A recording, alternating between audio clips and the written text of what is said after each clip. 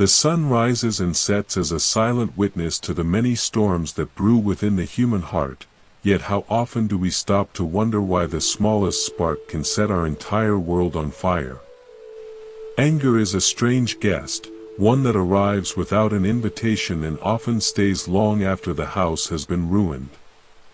Everyone has felt that sudden heat rising in the chest, the way the breath becomes shallow and the words turn into sharp blades before we even realize the damage they are about to cause. It is a natural part of being human, a shadow that follows our light, but when we let it lead the way, we find ourselves walking a path of thorns that only leads to more pain for ourselves and those we love.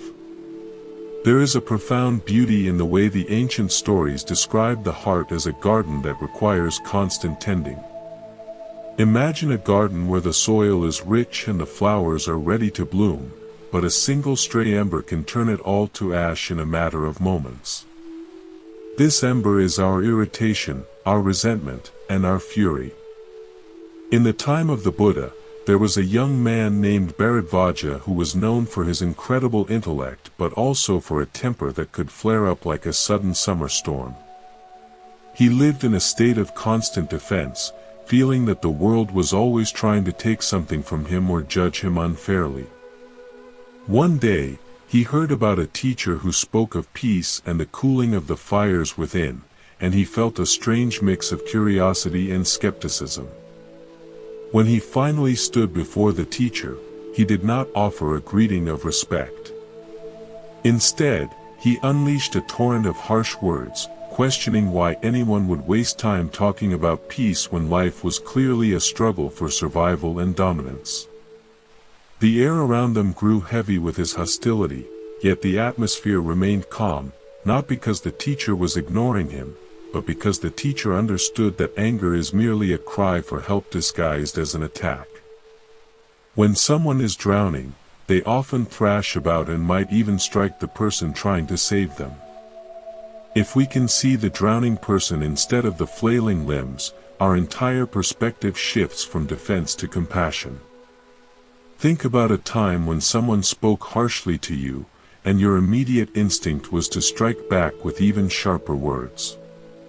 In that moment, two fires are burning, and when two fires meet, they do not put each other out, they merge into a greater conflagration. The wisdom of the ancients suggests that we do not have to be the fuel for someone else's fire. We can choose to be the cool water or the vast space that allows the flame to flicker out on its own. It takes immense strength to stay still when everything inside us wants to react, yet this stillness is the birth of true freedom.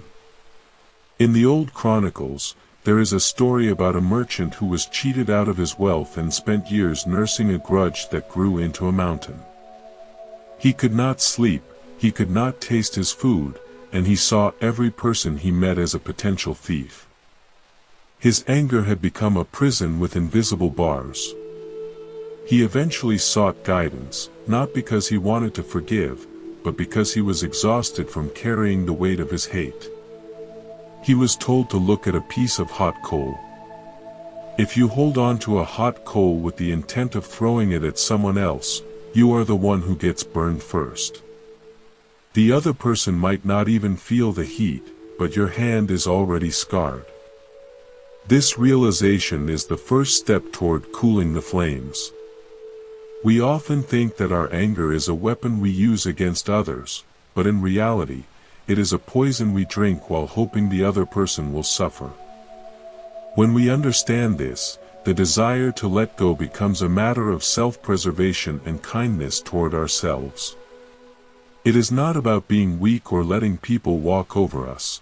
It is about recognizing that our peace of mind is far too valuable to be traded for the fleeting satisfaction of a clever retort or a moment of vengeance. The human mind is like a vast ocean, and emotions are the waves that rise and fall on its surface. A wave of anger can be towering and terrifying, but it is still just water. If we try to fight the wave, we will be tossed and turned, but if we simply observe it, we see that it eventually loses its strength and returns to the depth. The practice of cooling the fire starts with the breath. When the heat begins to rise, taking a moment to breathe deeply is like opening a window in a stuffy room. It provides the space needed for the initial surge of adrenaline to subside, allowing the rational and compassionate part of our mind to step forward.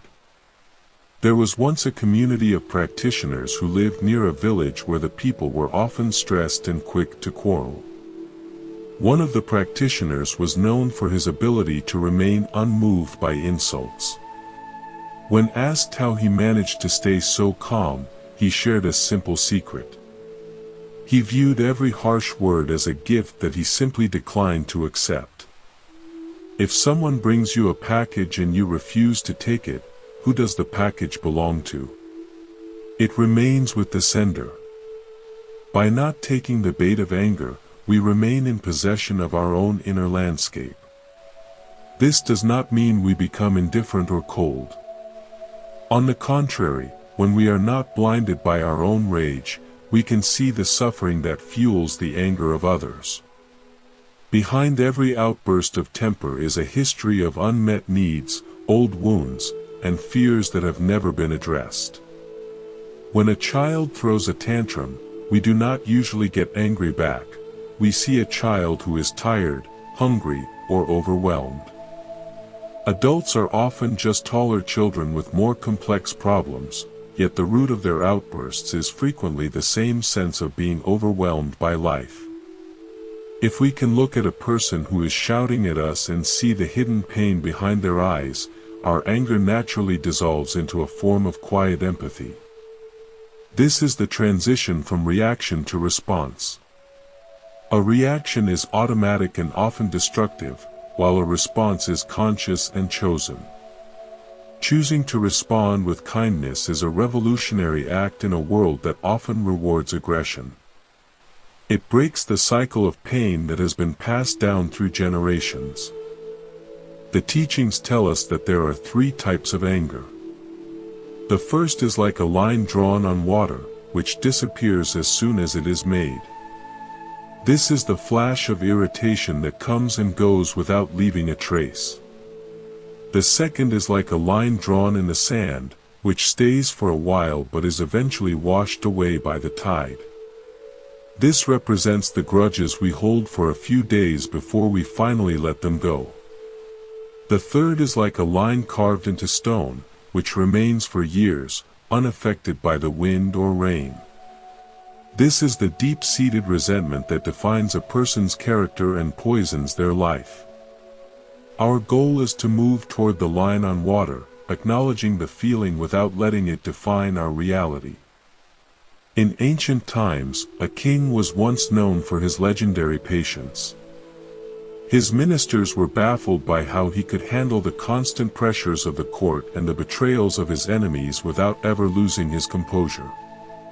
They discovered that he kept a small wooden box in his private chambers.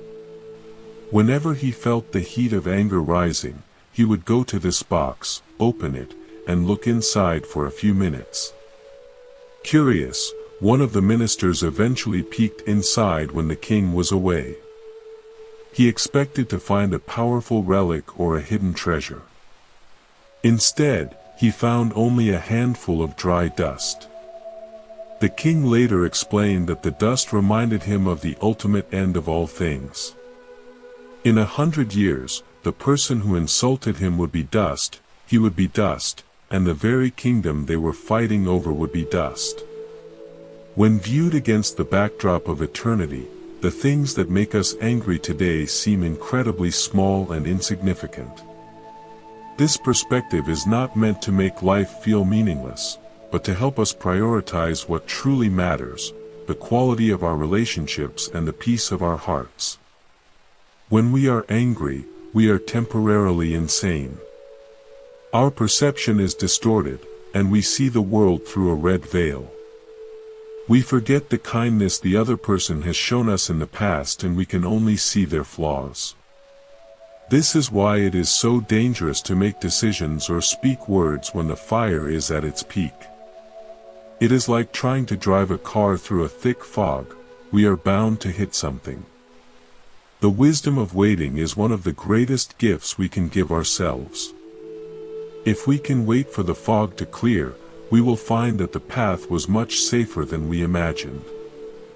There is a beautiful concept of the beautiful warrior, someone who fights not with weapons, but with the power of their own presence. Such a person knows that the greatest victory is not over an external enemy, but over the impulses of their own mind. This internal victory creates a ripple effect that touches everyone around us. When we remain calm in the midst of chaos, we become a sanctuary for others. Our peace becomes contagious, just as anger is contagious. I remember a story of a woman who was deeply hurt by her neighbor. The neighbor had spread false rumors about her, and for months, the woman felt a burning desire to clear her name and make the neighbor pay. She spent her nights rehearsing what she would say and her days looking for ways to get even. But one afternoon, while she was tending to her flowers, she realized that she was no longer enjoying the scent of the roses or the warmth of the sun. Her neighbor's malice had moved into her own mind and was stealing her joy. She decided then and there that she would no longer provide a home for that negativity. She didn't go and confront the neighbor, nor did she pretend that what happened was right. Instead, she simply stopped feeding the thoughts of revenge. She poured her energy back into her garden and her family. Over time, the rumors faded away because she did not give them any fuel to burn. By cooling her own fire, she regained her life. This is the essence of the path we are discussing. It is a path of return to our true nature, which is inherently peaceful and clear. Anger is like a layer of mud on a diamond. It hides the brilliance but does not change the nature of the stone. Through the practice of awareness and the cultivation of understanding, we can wash away the mud and let our natural light shine through. Every time we choose understanding over judgment, we are taking a step toward a more compassionate world.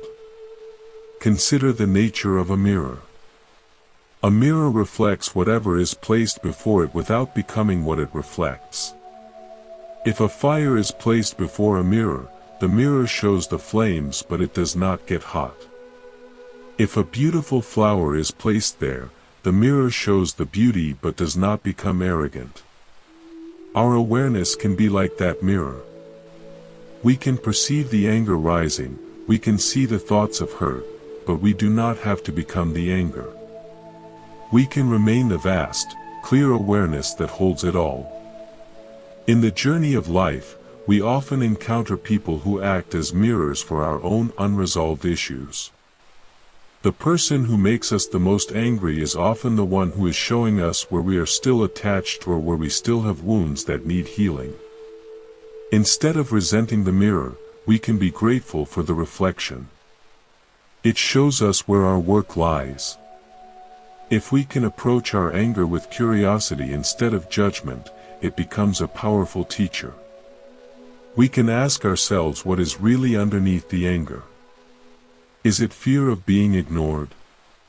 Is it the pain of a past betrayal? Is it a feeling of helplessness? When we identify the underlying emotion, the anger often loses its grip. It is like identifying a ghost. Once you see what it really is, it no longer has the power to haunt you. We can then address the real issue with gentleness and clarity. If we feel ignored, we can learn to speak our truth clearly.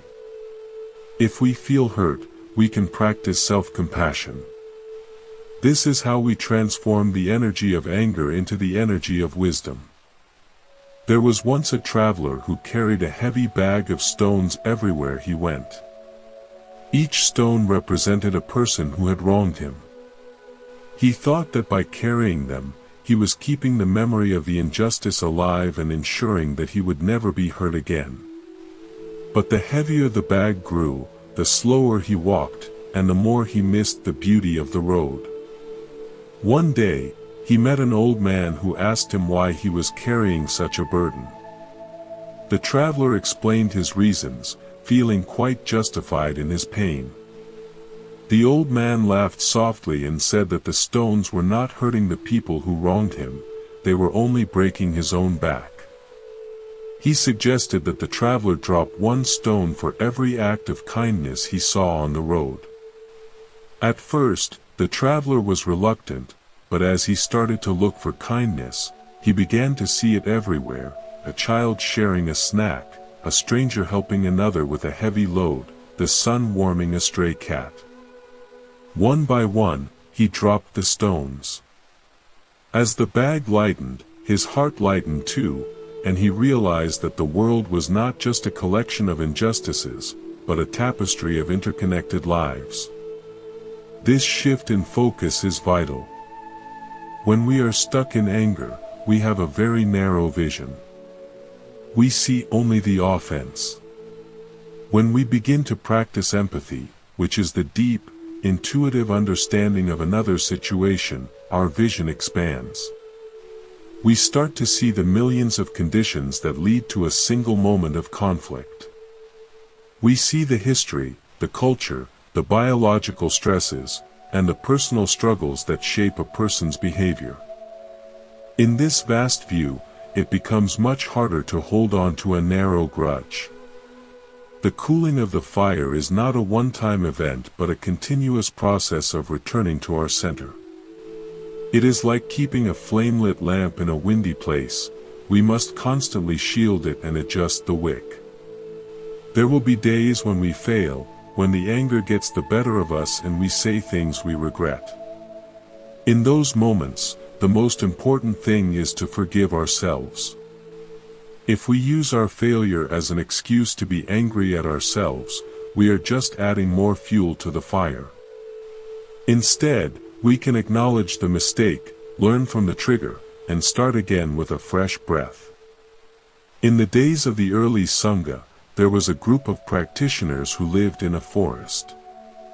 They were from different backgrounds and had very different personalities, which naturally led to some friction. To maintain harmony, they practiced something called the looking with the eyes of love. Before they spoke to one another, they would take a moment to remember one good quality the other person possessed. Even if the person was being difficult at that moment, they would find one small thing to appreciate. This simple act of redirecting the mind changed the entire energy of their community. We can apply this in our own lives. When a friend or a family member irritates us, can we find one thing about them that we admire or for which we are grateful? Perhaps they are a good parent, or they are very dedicated to their work, or they once helped us when we were in need.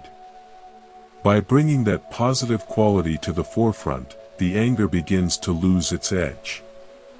We remember that they are a whole person, not just the source of our current frustration. This is how we begin to bridge the gap between ourselves and others, turning the wall of anger into a bridge of understanding. The path of cooling the flames is also a path of profound silence. Sometimes, the most powerful thing we can do when we are angry is to say nothing at all. Silence provides the cooling space that words can never offer. It allows the chemicals in our body to return to normal and the storm in our mind to pass. In that silence, we often find that the thing we were so ready to fight about isn't actually worth the energy. We find a quiet strength that doesn't need to prove itself or win an argument. There is a story of a great master who was once challenged by a fierce warrior. The warrior came to the master's hut, shouting and waving his sword, demanding to know the difference between heaven and hell.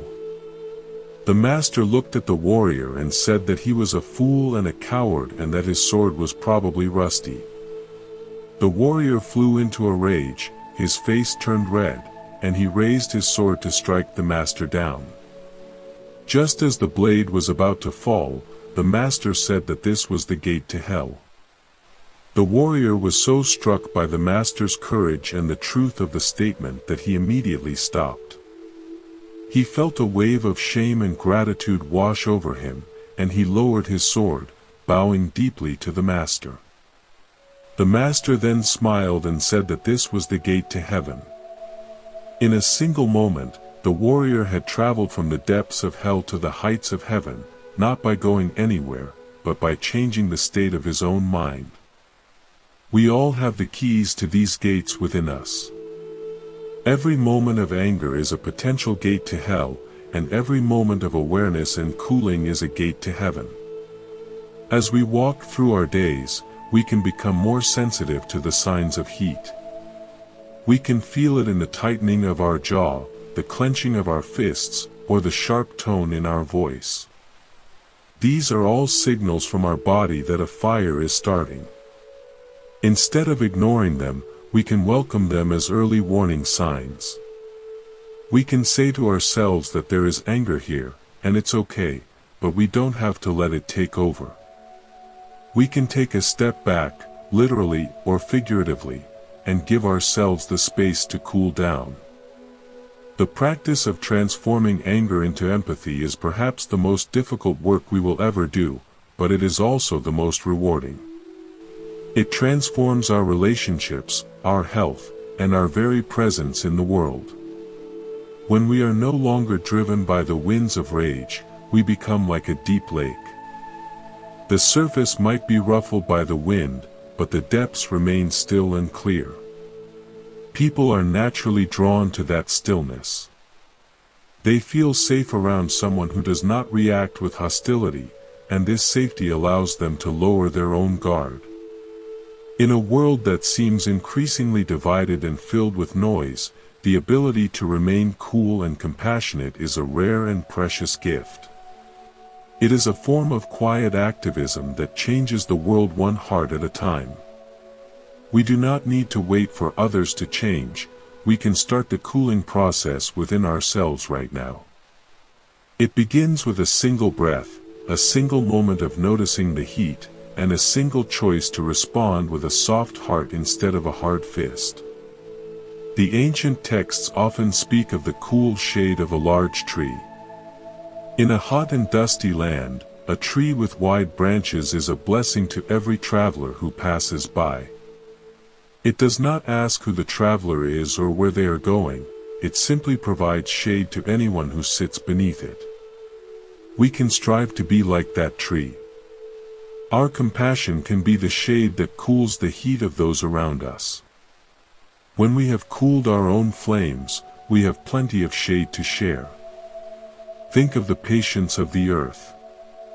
People walk on it, dig into it, and sometimes even pollute it, yet the earth continues to support all life without complaint. It transforms waste into soil and allows flowers to grow from the very things we discard. This is the ultimate form of transformation. We can take the waste of our anger and, through the alchemy of understanding, turn it into the rich soil of wisdom. It is a slow process, much like the turning of the seasons, but it is steady and sure. Every story we hear, every experience we have, is a teacher if we are willing to listen. The fire of anger is a loud teacher, one that demands our attention, but the voice of empathy is quiet and steady. It speaks in the pauses between our thoughts. It reminds us that we are all interconnected, woven together in a web of life where the pain of one is the pain of all, and the healing of one is the healing of all. When we cool our anger, we are not just helping ourselves, we are contributing to the peace of the entire world. Imagine a world where every person took just 10 seconds to breathe before reacting to a perceived slight. The amount of conflict that would simply vanish is staggering. We might not be able to change the whole world, but we are the masters of our own 10 seconds. That brief window of time is where our power lies. It is the space between stimulus and response, and in that space is our growth and our happiness. There was a student who once asked how long it would take to achieve this kind of peace. The teacher replied that if the student was in a hurry, it would take a very long time, but if the student was patient, it could happen in an instant. This paradox reminds us that the struggle to be peaceful is itself a form of heat. We cannot force ourselves to be calm, we can only allow the agitation to settle. It is like a jar of muddy water. If we keep shaking it to try and get the mud out, it will only stay cloudy. But if we set it down and let it be still, the mud will naturally sink to the bottom, and the water will become clear on its own. As we move through the complexities of our daily existence, let us carry this image of the clear water with us. When the world tries to shake us, we can remember the power of setting ourselves down and being still. We can remember that the heat we feel is not who we are, but just a passing weather pattern in the sky of our mind. The sky itself is always there, vast and untouched by the clouds. The journey of cooling the heart is a beautiful one, filled with discoveries and moments of profound connection. It is a path that leads us away from the isolation of ego and toward the warmth of true belonging. In this space, there is no room for the sharp edges of anger, only the soft curves of empathy. We begin to see that every person we meet is carrying a burden we know nothing about, and this knowledge makes it impossible to be truly angry with them for long. Instead, we offer them the best of ourselves, knowing that in doing so, we are also nurturing the best within us. This process of nurturing is not just for our quiet moments, but for the very heat of our most challenging interactions. It is easy to be peaceful when we are alone in nature, but the real test is when we are stuck in traffic, or dealing with a difficult colleague, or facing a family misunderstanding. These are the moments where our practice truly counts. These are the moments where we can choose to be the cool breeze in a room full of heat. The ancient stories tell of a time when a great mountain was being worn down by the wind. At first, the mountain resisted, but over thousands of years, it learned that by allowing the wind to shape it, it could become something even more beautiful, a series of graceful peaks and hidden valleys. Our character is shaped in a similar way. The winds of life, including the gusts of anger from others, can either break us or shape us into something magnificent. If we remain rigid and hard, we will eventually crack. But if we learn the art of being soft yet resilient, we can transform every challenge into a feature of our inner landscape. This softness is not a lack of strength, it is the ultimate form of it. Water is the softest substance, yet it can wear away the hardest rock. It does this by never giving up and by always finding a way around obstacles. When we encounter the rocks of anger in our lives, we can be like water. We don't have to crash against them, we can simply flow around them, continuing on our path with a quiet and persistent grace. This is how we move through the world without being scarred by it, and how we leave a trail of peace behind us. Every word we speak is like a seed planted in the heart of another. If we speak out of anger, we are planting seeds of thorns. If we speak out of empathy, we are planting seeds of flowers. We might not see the result of our planting immediately, but the harvest will surely come. By choosing our words carefully, even when we feel provoked, we are ensuring a future that is more beautiful and harmonious for everyone involved. There is a sense of great relief that comes when we finally stop fighting the world and start understanding it. The tension in our shoulders drops, our breathing becomes natural, and a genuine smile finds its way to our face. This is the state of a heart that has cooled its flames. It is a heart that is ready to love, ready to listen, and ready to be fully present in each moment of this precious life. We find that we have more energy for the things that truly matter, because we are no longer wasting it on the exhausting task of being angry. Consider the life of a great soul who lived in a small village. He was not a wealthy man, nor did he have a high position, yet everyone in the village came to him when they were in trouble. One day, a visitor asked him what his secret was. The man replied that he simply tried to treat every person as if they were his own mother or father. He realized that everyone wants to be happy and no one wants to suffer. This simple realization made it impossible for him to be angry at anyone. He saw their mistakes as the mistakes of a beloved family member, something to be corrected with kindness rather than punished with rage. This universal kinship is the ultimate antidote to anger. When we stop seeing others as them and start seeing them as us, the grounds for conflict begin to dissolve. We realize that we are all on the same journey, facing the same fears and hoping for the same joys.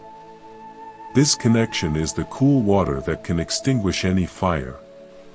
It reminds us that we are never truly alone, and that our peace is inextricably linked to the peace of those around us. As we continue to explore the depths of this understanding, we find that the capacity for empathy is like a muscle. The more we use it, the stronger it becomes. At first, it might feel difficult to find empathy for someone who has treated us poorly. We might have to start small, perhaps finding a tiny bit of understanding for a stranger who was rude to us. As we practice, our capacity grows until we can even find compassion for those who have caused us great pain. This is the true meaning of spiritual maturity. It is the ability to hold the complexities of life without being overwhelmed by them. We can see the injustice and still remain peaceful. We can see the anger and still remain loving. This balance is what allows us to be effective in the world.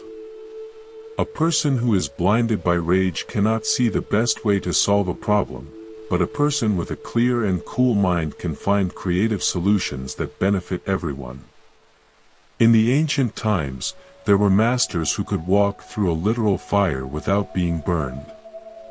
While this might be a legend, it serves as a powerful metaphor for the person who can walk through the fires of life, the insults, the losses, the betrayals, without letting their inner peace be scorched. This is the goal of our journey.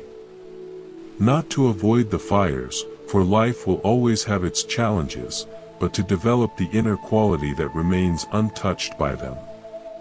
This quality is developed through the small, everyday choices we make. Each time we choose a kind thought over a resentful one, each time we choose to listen instead of interrupting, and each time we choose to forgive instead of blaming, we are building our inner sanctuary. This sanctuary is always available to us, no matter what is happening on the outside. It is a place of deep cooling and profound rest.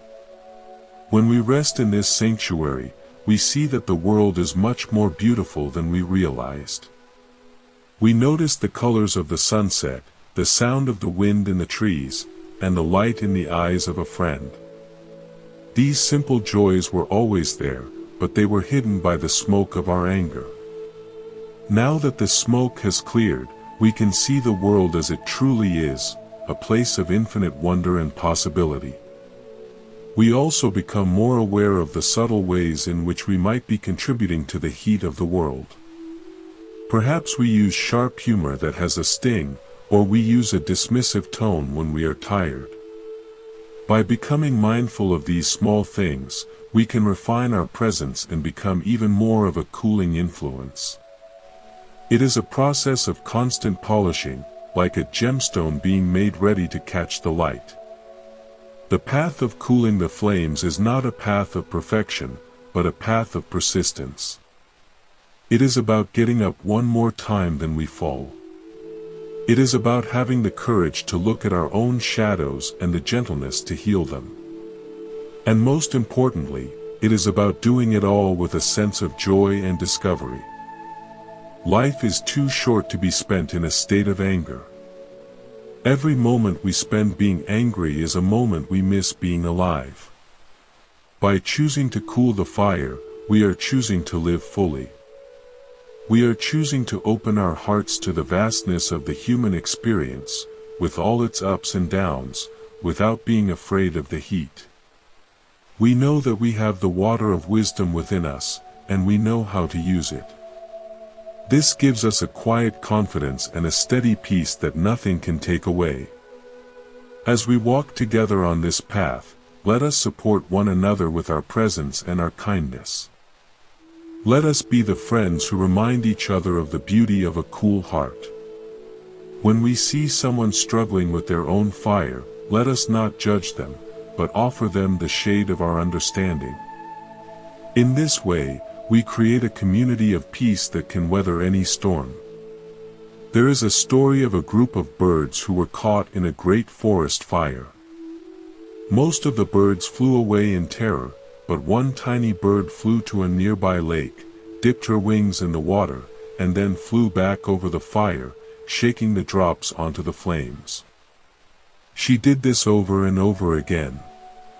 The other animals laughed at her, saying she was being foolish and that her tiny drops would never put out such a huge fire.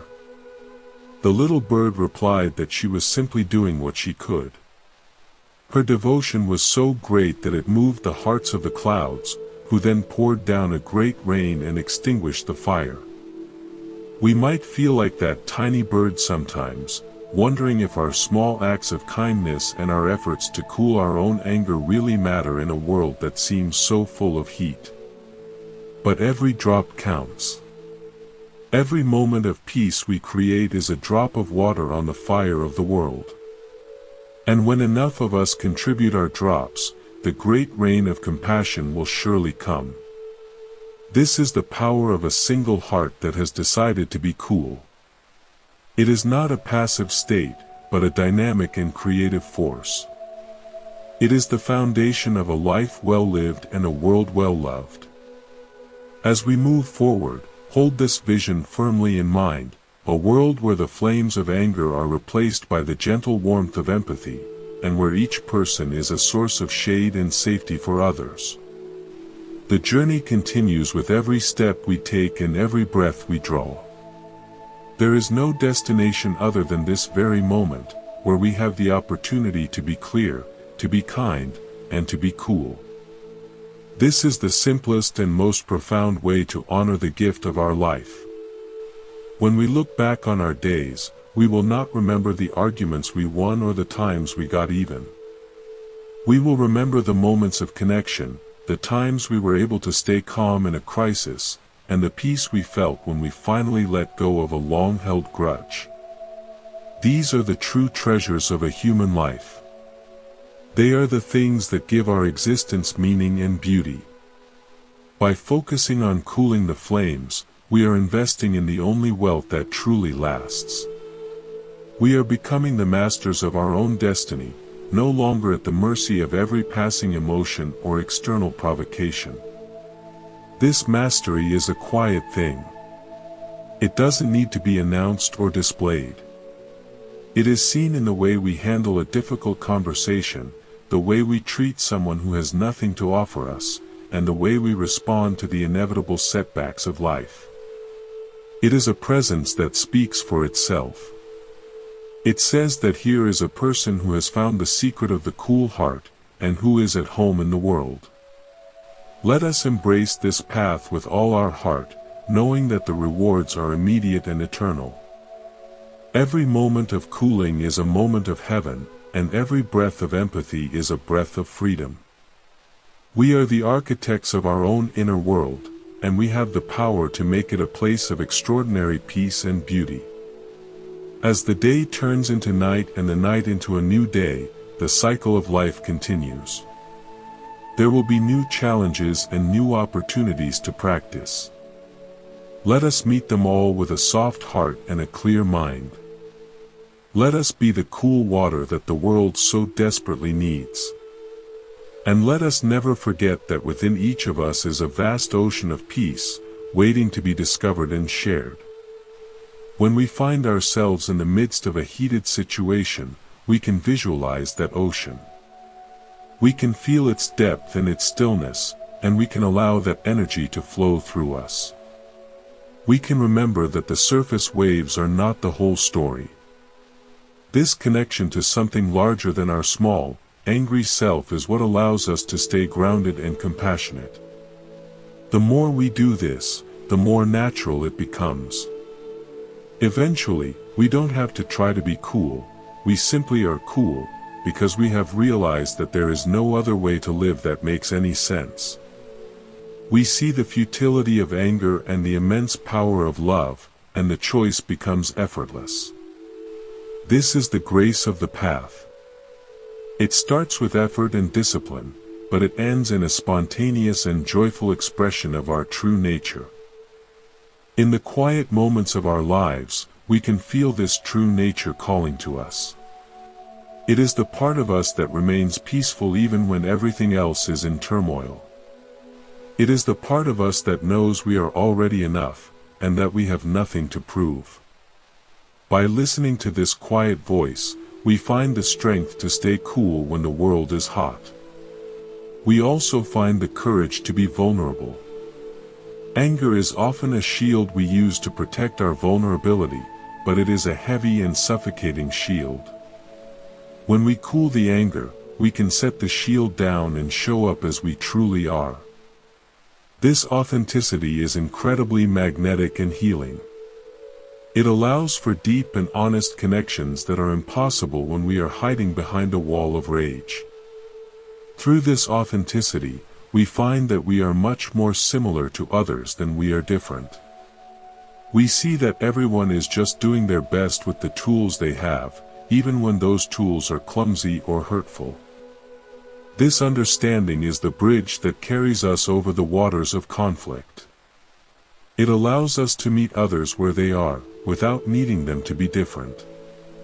This acceptance is not a form of resignation, but a form of profound wisdom. It acknowledges the reality of the present moment while holding the space for a better future. It is the starting point for all true transformation. When we accept ourselves and others as we are, the pressure to be different dissolves, and the natural process of growth can begin.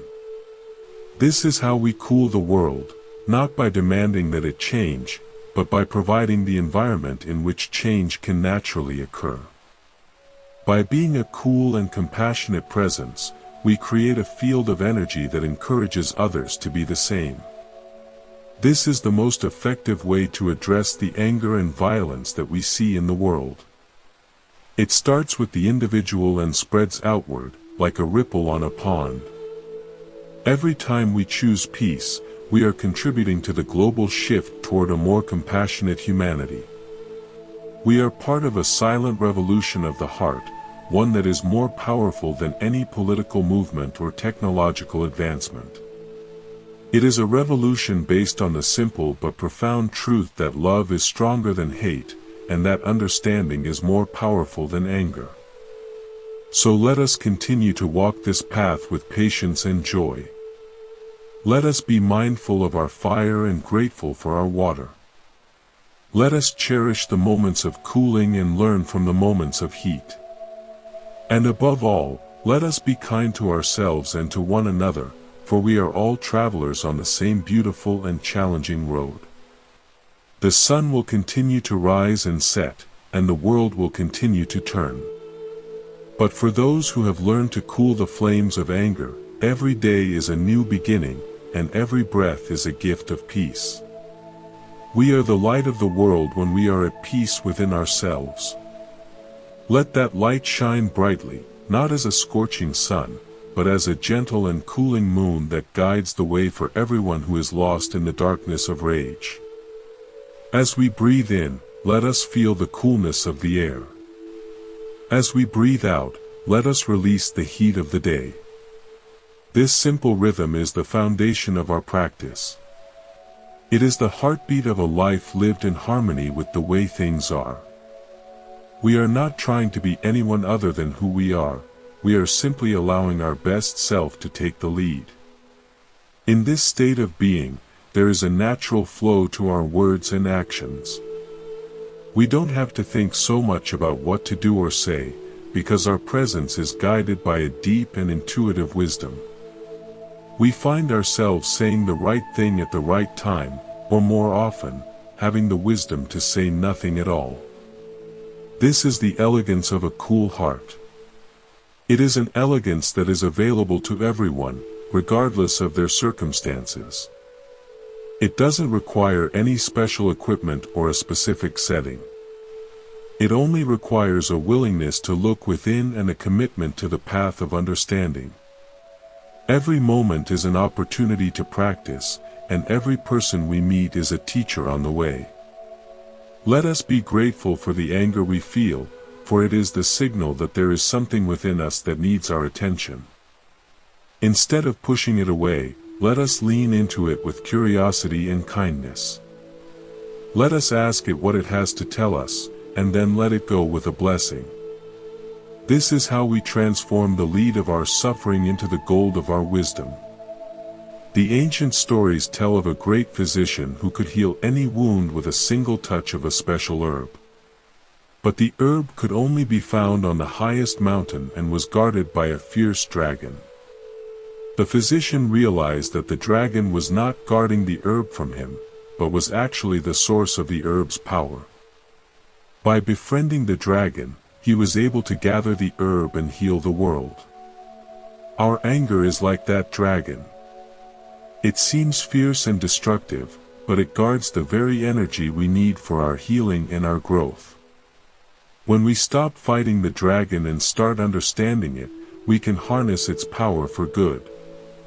We can use the energy of our anger to fuel our passion for justice, our dedication to our work, and our commitment to our loved ones, but in a way that is constructive rather than destructive. This is the ultimate cooling, the transformation of raw energy into refined purpose. It is the hallmark of a mature and compassionate human being. It is the way we take our place in the world as a force for good. And it all begins with the simple act of noticing the fire and choosing to cool it with the water of our own awareness. In the long history of the world, there have been many who have walked this path before us. They have left their footprints in the sand, showing us the way to the cool water. We are not pioneers, we are followers of a great and ancient tradition of peace. This gives us a sense of belonging and a source of strength that we can draw upon whenever our own fire feels too big to handle. We can call upon the wisdom of the ancestors, the silence of the mountains, and the vastness of the sky. We can remember that we are part of a lineage of light that has never been extinguished, no matter how dark the times have seemed. This connection gives us the resilience to keep going, even when the path is steep and the road is long. As we move forward, let us keep our eyes on the horizon and our feet on the ground. Let us be present for the beauty and the pain, the heat and the cold. Let us be the ones who stay, who listen, and who care. This is the meaning of being a human being who has found the path of the heart. It is a path that never ends, for there is always more to learn and more to love. But every step is a destination in itself. Every moment of cooling is a complete and perfect expression of the truth. We are already where we need to be, and we are already who we need to become. The practice is simply the process of remembering what we have always known in the depths of our soul. Let this remembering be a gentle and joyful one. Let it be like the waking from a long and turbulent dream into the clear light of a beautiful morning. The world is waiting for us, not to save it, but to love it with a heart that is no longer on fire. This is our true work, and it is the most magnificent work of all. So let us continue, one breath at a time, one cooling moment at a time. Let us be the peace we wish to see, and the love we wish to receive. In this way, we fulfill our highest potential and honor the deep interconnection of all life. The fire will flare, but we will be the water. The storm will rage, but we will be the stillness. The world will turn, and we will be at home in the center of it all. This home is not a place, but a state of being. It is the state of a heart that has found its way back to its original clarity. It is a home that is always open, always warm, and always full of light. And the best part is that we can invite everyone we meet into this home, just by being who we are. This is the power of a single soul that has chosen the path of empathy. It is a power that is quiet, steady, and invincible. It is the power that will ultimately change the world. So let us be that power. Let us be that light. Let us be that cooling presence for ourselves and for everyone around us. As we walk through the days ahead, let us remember the stories and the lessons we have shared. Let them be like a small lamp that we carry with us, lighting the way when the path is dark. And let us never forget that we have the power to cool any fire, simply by bringing our awareness to it and choosing the path of the heart. The journey is long, but it is beautiful. And we are never walking it alone. We are together in this vast and wonderful mystery, supporting each other and learning from each other at every turn. Let us cherish this togetherness and use it as a source of strength and inspiration. The fire of anger may be ancient, but the water of compassion is eternal. Let us drink deeply from that water and share it freely with all we meet. This is the way of the wise, and the way of the heart.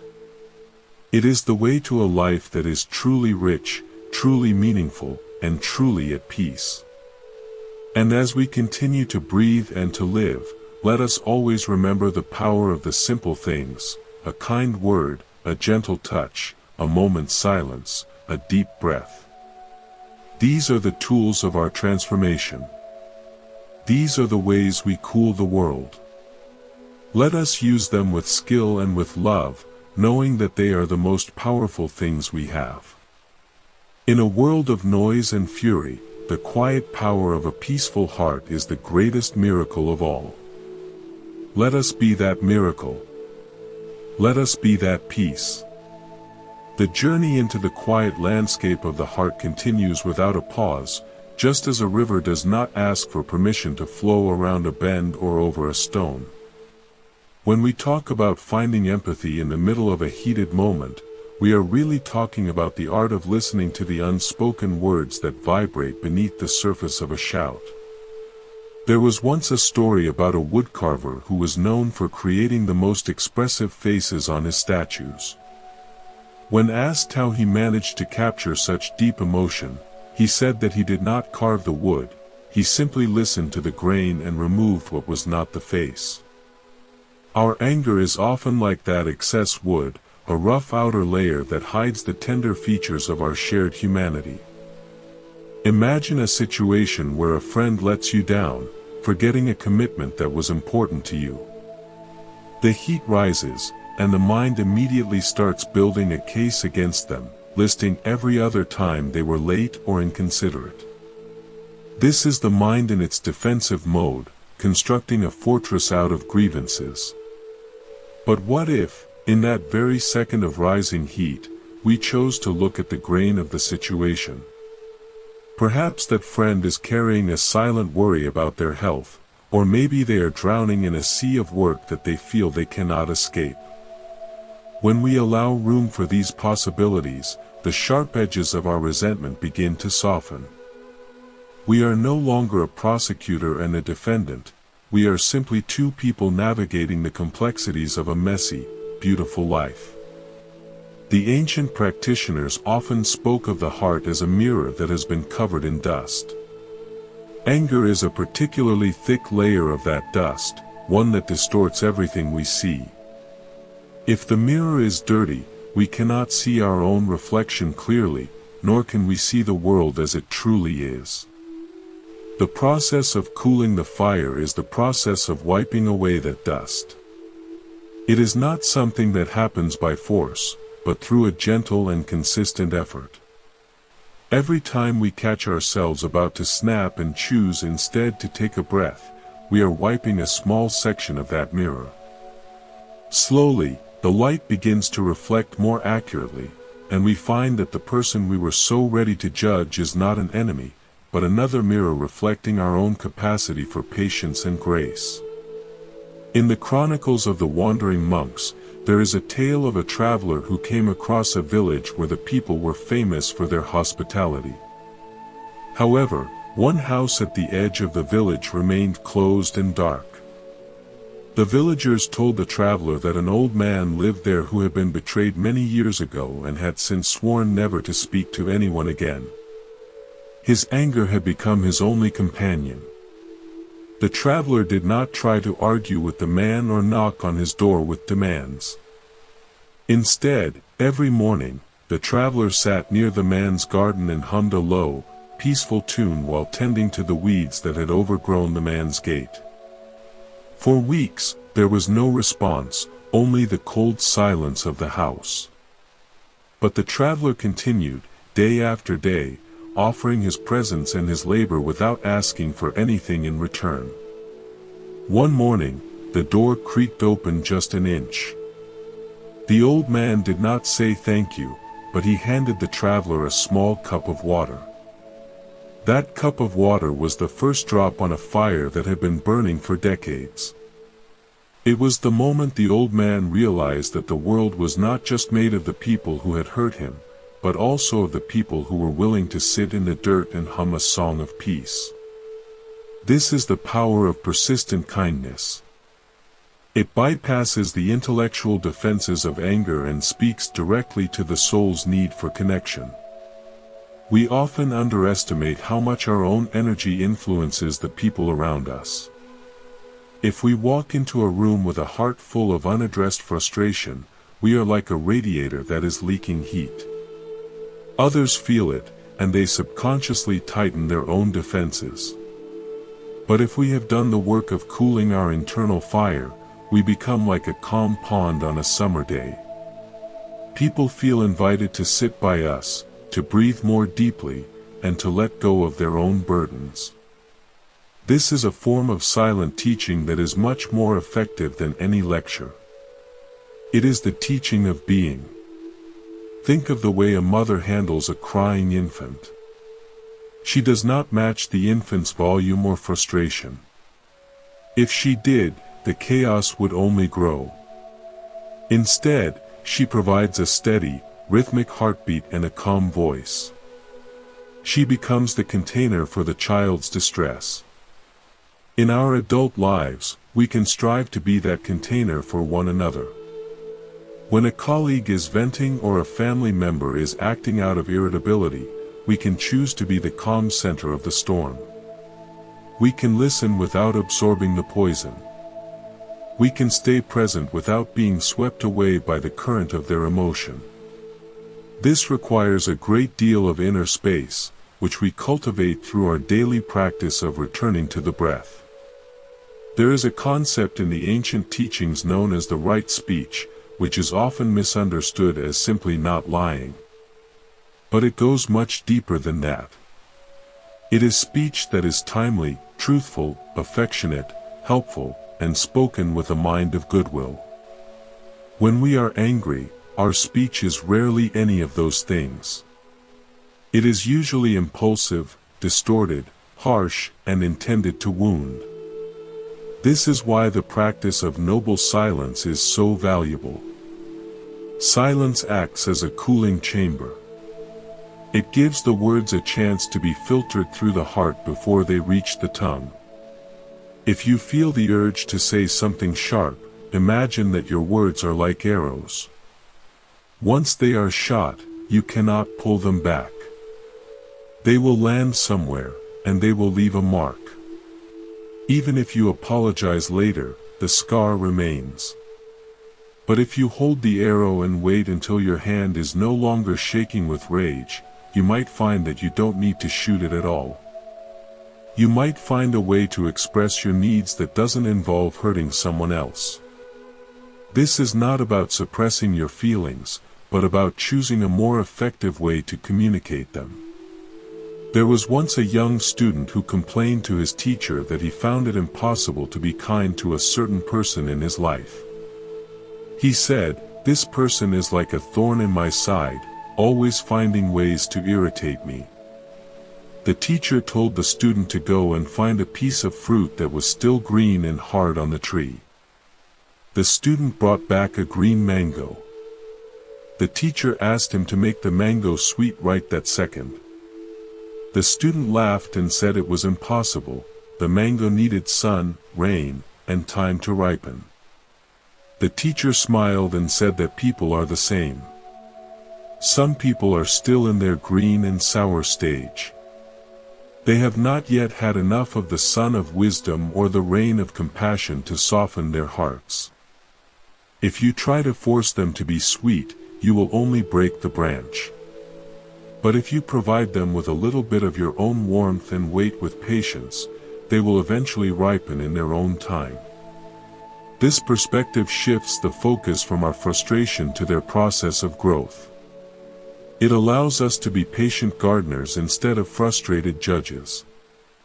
When we look at the life of the Buddha, we see someone who was constantly faced with opposition, jealousy, and even attempts on his life. Yet, his response was always one of profound equilibrium. This was not because he was indifferent, but because he saw the interconnectedness of all actions. He understood that those who acted out of hate were themselves the primary victims of that hate. He saw their suffering so clearly that there was no room for him to be angry in return. He viewed them with the same concern a doctor has for a patient with a high fever. The doctor doesn't get angry at the patient for being hot, the doctor works to bring the temperature down. We can apply this medical metaphor to our own lives. When we encounter a person who is feverish with anger, we can ask ourselves what kind of medicine is needed. Sometimes the medicine is a kind word, sometimes it is a listening ear, and sometimes it is simply giving them space to cool off.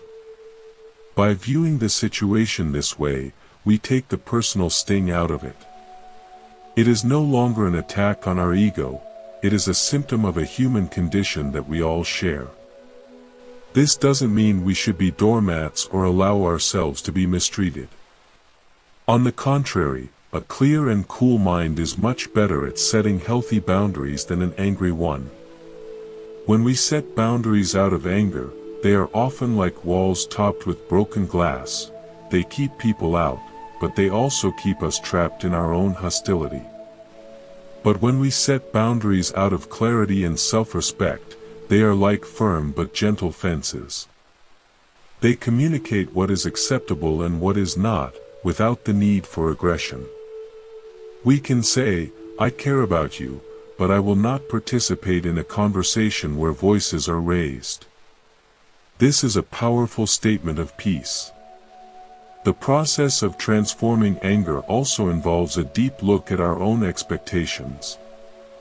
Much of our frustration comes from the fact that we want reality to be different than it is. We want people to behave according to our scripts, and when they don't, we feel a sense of betrayal.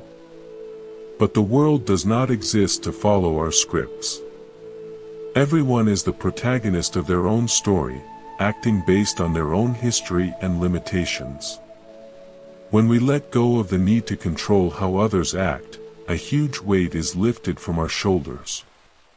We can meet people as they are, rather than as we wish they were. There is a beautiful story about a great master who was traveling by boat across a wide river. Suddenly, another boat came drifting toward them, on a collision course. The master's disciples began to shout and wave their arms, getting angry at the person in the other boat for being so careless. But as the boat got closer, they realized it was empty. It had simply broken loose from its moorings and was being carried by the current. Immediately, their anger vanished. There was no one to be angry at. The master used this as a teaching, saying that most of the people who bump into us in life are like empty boats. They are being carried by the currents of their own habits, fears, and unconscious patterns. They aren't trying to hit us, they are just drifting. If we can see every person who irritates us as an empty boat, our anger has nowhere to land. We can simply move our own boat out of the way and continue on our journey with a smile. This practice of the empty boat is incredibly liberating. It reminds us that we don't have to take everything so personally. Most of what people do is a reflection of them, not a reflection of us. When we understand this, we gain a level of emotional independence that is unshakable. We are no longer like a leaf blown about by the winds of other people's opinions or behaviors. We are like a mountain, rooted and stable, observing the weather patterns as they come and go. As we deepen our empathy, we also begin to see the beauty in the diversity of human experience. Just as a forest needs many different types of trees and plants to be healthy, the human community needs many different types of personalities. Even the difficult people play a role in our growth. They are the ones who test our patience, who challenge our assumptions, and who push us to find deeper levels of compassion. In a way, they are our most valuable teachers. Without them, our peace would be shallow and untested. Think of the lotus flower, which is a powerful symbol in many traditions. The lotus grows in the mud, but it rises above the water to bloom in the sun, pure and untouched by the grime. Our anger and the conflicts we face are the mud. We don't have to be afraid of the mud, and we don't have to pretend it isn't there. We just have to use the nutrients in the mud to fuel our growth toward the light. Every challenge is an opportunity to bloom a little bit more, to become a little more resilient and a little more beautiful. There was once a community where the people were going through a time of great hardship. Food was scarce, and the tension was high. One day, a stranger arrived with a large pot and announced that he was going to make stone soup. He placed a simple stone in the water and started to boil it. Curious, the villagers came out of their houses. He told them the soup was going to be delicious, but it just needed a little bit of garnish. One person brought a carrot, another brought a potato, another brought a handful of salt. By the time the soup was finished, everyone had contributed something small, and they had a feast that fed the whole village. The anger and resentment that had been building up during the lean times vanished as they shared the meal they had created together. The stone was just an excuse to bring them together, to remind them that they were stronger when they cooperated. Our empathy can be like that stone. It doesn't have to be a grand gesture, it can just be the small act of opening a space for others to contribute their best selves. When we share our vulnerabilities and our efforts to stay calm, we give others permission to do the same. We break the cycle of who can be the most right and replace it with how can we best understand each other. This is the foundation of a truly compassionate society. It starts in our kitchens, in our offices, and in our quietest thoughts. It is the steady work of a lifetime, but it is the only work that leaves a lasting legacy of peace. The ancient texts speak of a state called equanimity, which is often mistaken for not caring. But true equanimity is a state of vast, inclusive love that remains steady regardless of external circumstances. It is like the sun, which shines on the beautiful and the ugly alike, without judgment. When we cultivate this kind of heart, we find that we can be at peace even in the midst of conflict. We don't have to wait for the world to be perfect to be happy. We can find our happiness in the very act of being a source of peace for others. I remember a story of a man who spent his whole life looking for the perfect place to live, a place where there was no noise, no anger, and no trouble. He traveled to the highest mountains and the most remote islands, but everywhere he went, he found that he had brought his own restless mind with him. Finally, he met a hermit who told him that the only place he would ever find peace was in the center of his own chest. The man stopped traveling and started sitting in silence every day, observing the rising and falling of his own breath. He discovered that the noise and the anger were like birds flying through the sky. They could fly through, but they didn't have to build a nest in his hair unless he let them. He realized that peace was not the absence of trouble, but the presence of a steady and loving heart. With this realization, he was finally able to return to his original village and live among the people he had once found so difficult, but this time, he was the one who brought the peace with him. This is the gift we can all give ourselves and each other. We can be the ones who bring the peace with us, wherever we go. We can be the cool water in the hot desert of modern life. It doesn't require a special title or a certain amount of knowledge. It only requires the willingness to stay present, to breathe, and to choose understanding over judgment, time and time again. As we move through the complexities of our relationships, let us remember that every person is a mystery waiting to be understood. If we approach them with a closed heart and a ready argument, we will never see the true person beneath the surface. But if we approach them with curiosity and a desire to connect, we will find a world of shared humanity that is much larger than any disagreement. We will find that the things that connect us are much more powerful than the things that divide us. The fire of anger is a heavy burden to carry. It exhausts the body and darkens the mind. But the water of empathy is light and refreshing. It nourishes the soul and clears the vision. Let us choose to carry the water. Let us choose to be the ones who cool the flames, not just for the sake of others, but for the sake of our own well-being.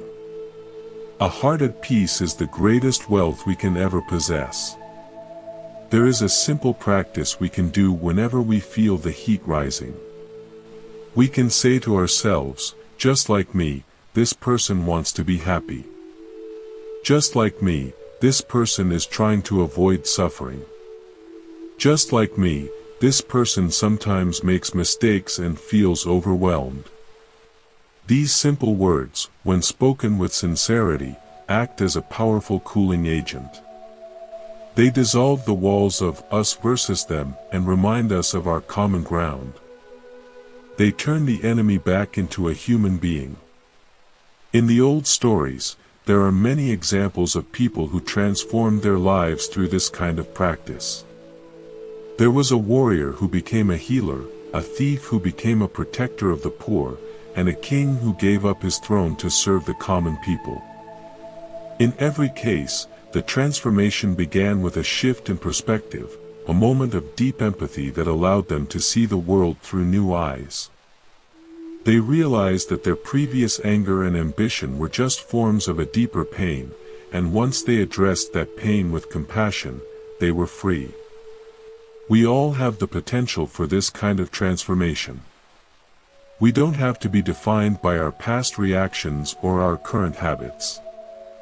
Every moment is a fresh start, a new opportunity to choose the path of the heart. The more we make this choice, the more it becomes our natural way of being. We find that we are no longer trying to be compassionate, we are simply being who we truly are, which is a source of light and love in a world that can sometimes feel very dark and cold. Think of the way the moonlight reflects on a still lake at night. It is a beautiful, quiet, and cooling sight. Our presence can be like that moonlight. We don't have to be loud or demanding to be effective. We can simply be a steady and gentle reflection of the peace that exists within us. This reflection has a way of calming the waters around us, allowing others to see their own beauty and potential more clearly. As we continue on this path, let us be patient with ourselves. Changing long-standing patterns of anger takes time and dedication. There will be days when we feel like we are making great progress, and days when we feel like we have taken several steps back. This is all part of the journey. The important thing is to keep moving forward, with a spirit of kindness and self-forgiveness. Every time we return to the path after a detour, we are making ourselves stronger. The journey of cooling the heart is not a solitary one. We are all in this together, and we can support each other in countless ways. By sharing our stories, our struggles, and our successes, we create a network of compassion that spans the globe. We remind each other that peace is possible, and that it starts with each one of us. Together, we can create a world where the fires of anger are no longer the dominant force, but are replaced by the steady, cooling light of empathy and love. This is the vision that has inspired people for thousands of years, and it is more relevant today than ever. In a world of instant communication and constant noise, the ability to stay calm and compassionate is a true superpower.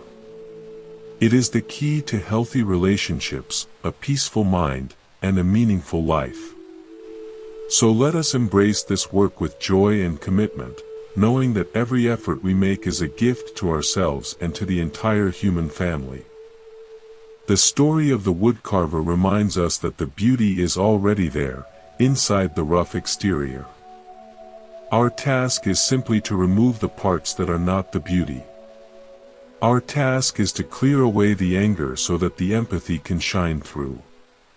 It is a work of art that we create every day, with every breath and every interaction.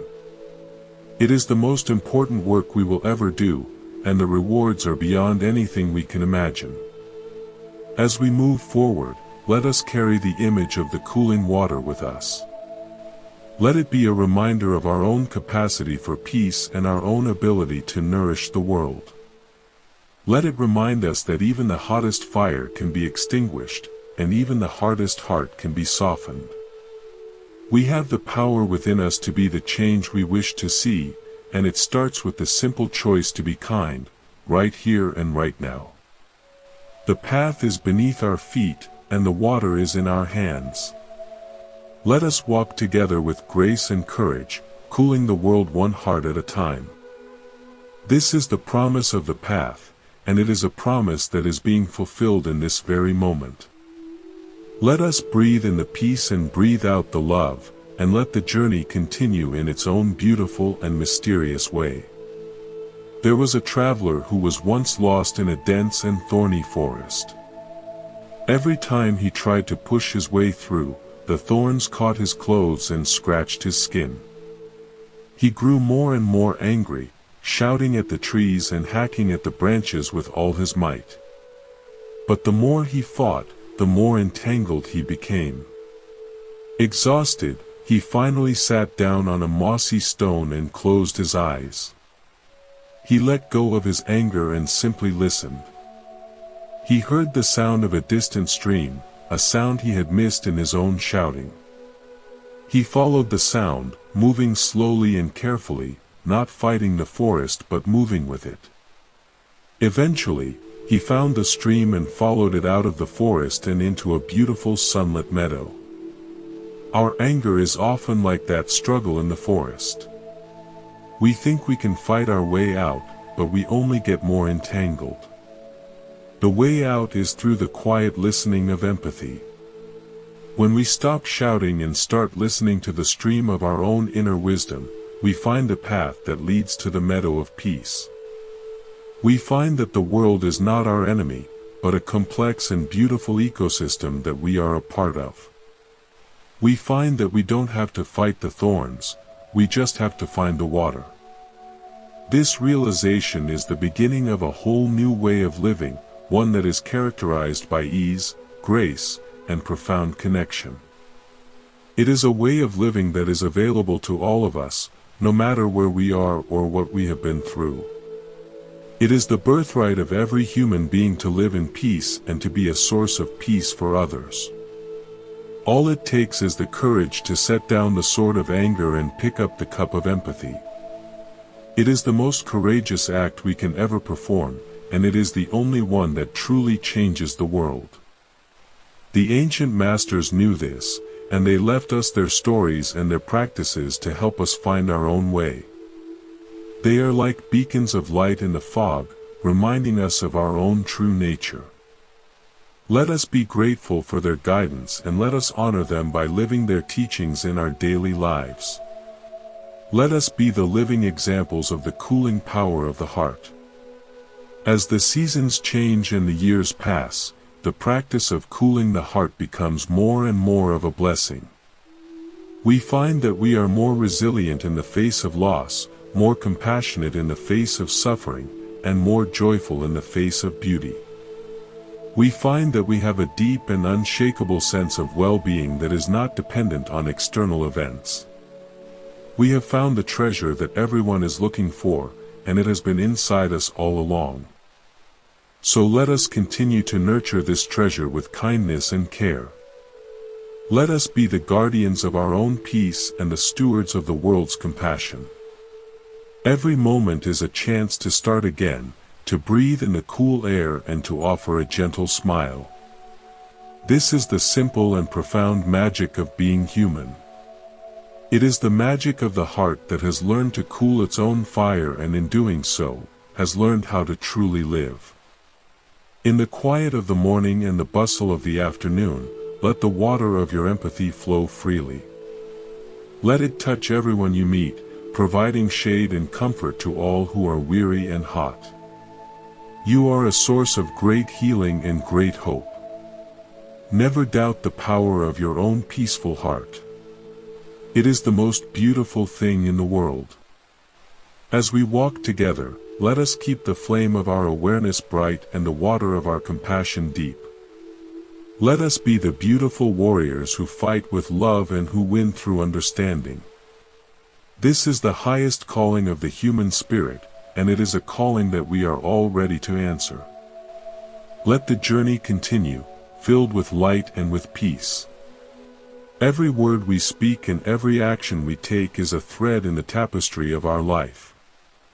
When we speak out of empathy, we are weaving threads of gold and silver into the tapestry, creating a masterpiece of beauty and meaning. When we act out of anger, we are weaving threads of dark and heavy wool. We have the power to choose the materials we use. Let us choose the finest and most beautiful ones, creating a life that is a source of inspiration for everyone who sees it. The path is long and there are many turns, but each step is an opportunity to practice. Each challenge is a chance to grow. Each encounter is a moment to connect. This is the richness of life, and it is all available to us right here and right now. Let us embrace it with open arms and a cool heart. Let us be the ones who transform the fire into light, and the anger into love. The story of our life is still being written, and we are the ones holding the pen. Let us write a story of peace, of understanding, and of deep and inclusive compassion. Let us write a story that we will be proud to share, a story that brings comfort and hope to all who hear it. This is the true purpose of our existence, and it is the greatest joy we can ever know. So let us breathe, and let us be, and let us love. The world is waiting for our cooling presence, and we are ready to offer it. Let the journey continue, one heartbeat at a time, in the perfect and beautiful flow of the present moment. We are home, and all is well. As we look at the world around us, we see that there is so much need for this cooling presence. From the small disagreements between neighbors to the large conflicts between nations, the root of the problem is often the same, an unaddressed fire of anger and a lack of empathy. By working on ourselves, we are addressing the root cause of all conflict. We are creating a foundation of peace that can support a whole new way of being in the world. This is not a small thing. It is the most important thing we can do. When we are at peace, we are no longer a source of conflict. We are a source of solutions. We are able to see the common interests that lie beneath the surface disagreements, and we are able to find ways to cooperate that benefit everyone. This is how we build a truly sustainable and harmonious future. It starts with the person in the mirror. It starts with our willingness to look at our own anger and to choose a different path. It starts with our commitment to being a cooling presence in every situation we find ourselves in. And as we make this choice, we find that the world begins to change around us. We find that people respond differently to us, and that the situations that once frustrated us no longer have the same power over us. This is the real power of transformation. It is not about changing others, it is about changing ourselves so that others are naturally invited to change. It is a process of unfolding, like a flower opening its petals to the sun. It is a process of returning to our true nature, which is inherently peaceful, clear, and full of love. Let us be patient with this unfolding. It cannot be rushed or forced. It happens in its own time, as we continue to provide the sun of our awareness and the rain of our compassion. We are the gardeners of our own souls, and we are the architects of our own happiness. Let us take this responsibility with joy and with a sense of wonder. Every day is a gift, and every challenge is an opportunity. Let us meet them all with a smile and a cool heart. Let us be the ones who bring light into the dark places, and love into the cold places. This is who we are, and this is why we are here. Let the journey continue, in beauty and in peace. The rhythm of this transformation is much like the tide coming into a harbor, a slow and steady rise that eventually covers the jagged rocks and smooths the rough edges of the shore. When we find ourselves in the middle of a disagreement, it is helpful to remember that everyone we encounter is fighting a battle we know nothing about.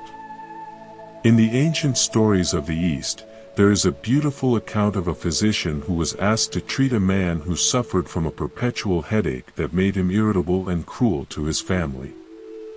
Instead of bitter herbs, the physician prescribed a simple practice.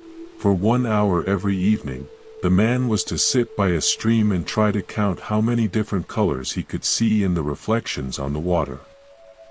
At first, the man was angry, thinking the physician was mocking him.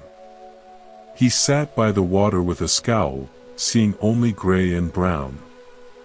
But as the days passed and the silence of the water began to seep into his mind, he started to notice the amber of the sunset, the deep indigo of the shadows, and the vibrant emerald of the moss.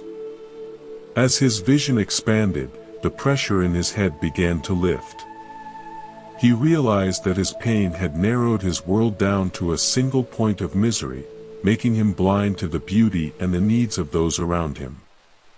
When he returned to his home, he no longer saw his children as sources of noise, but as living extensions of that same vibrant light he had found in the stream. This is what happens when we choose to move from the heat of anger into the coolness of empathy. We are expanding our vision to include the colors of another person's experience.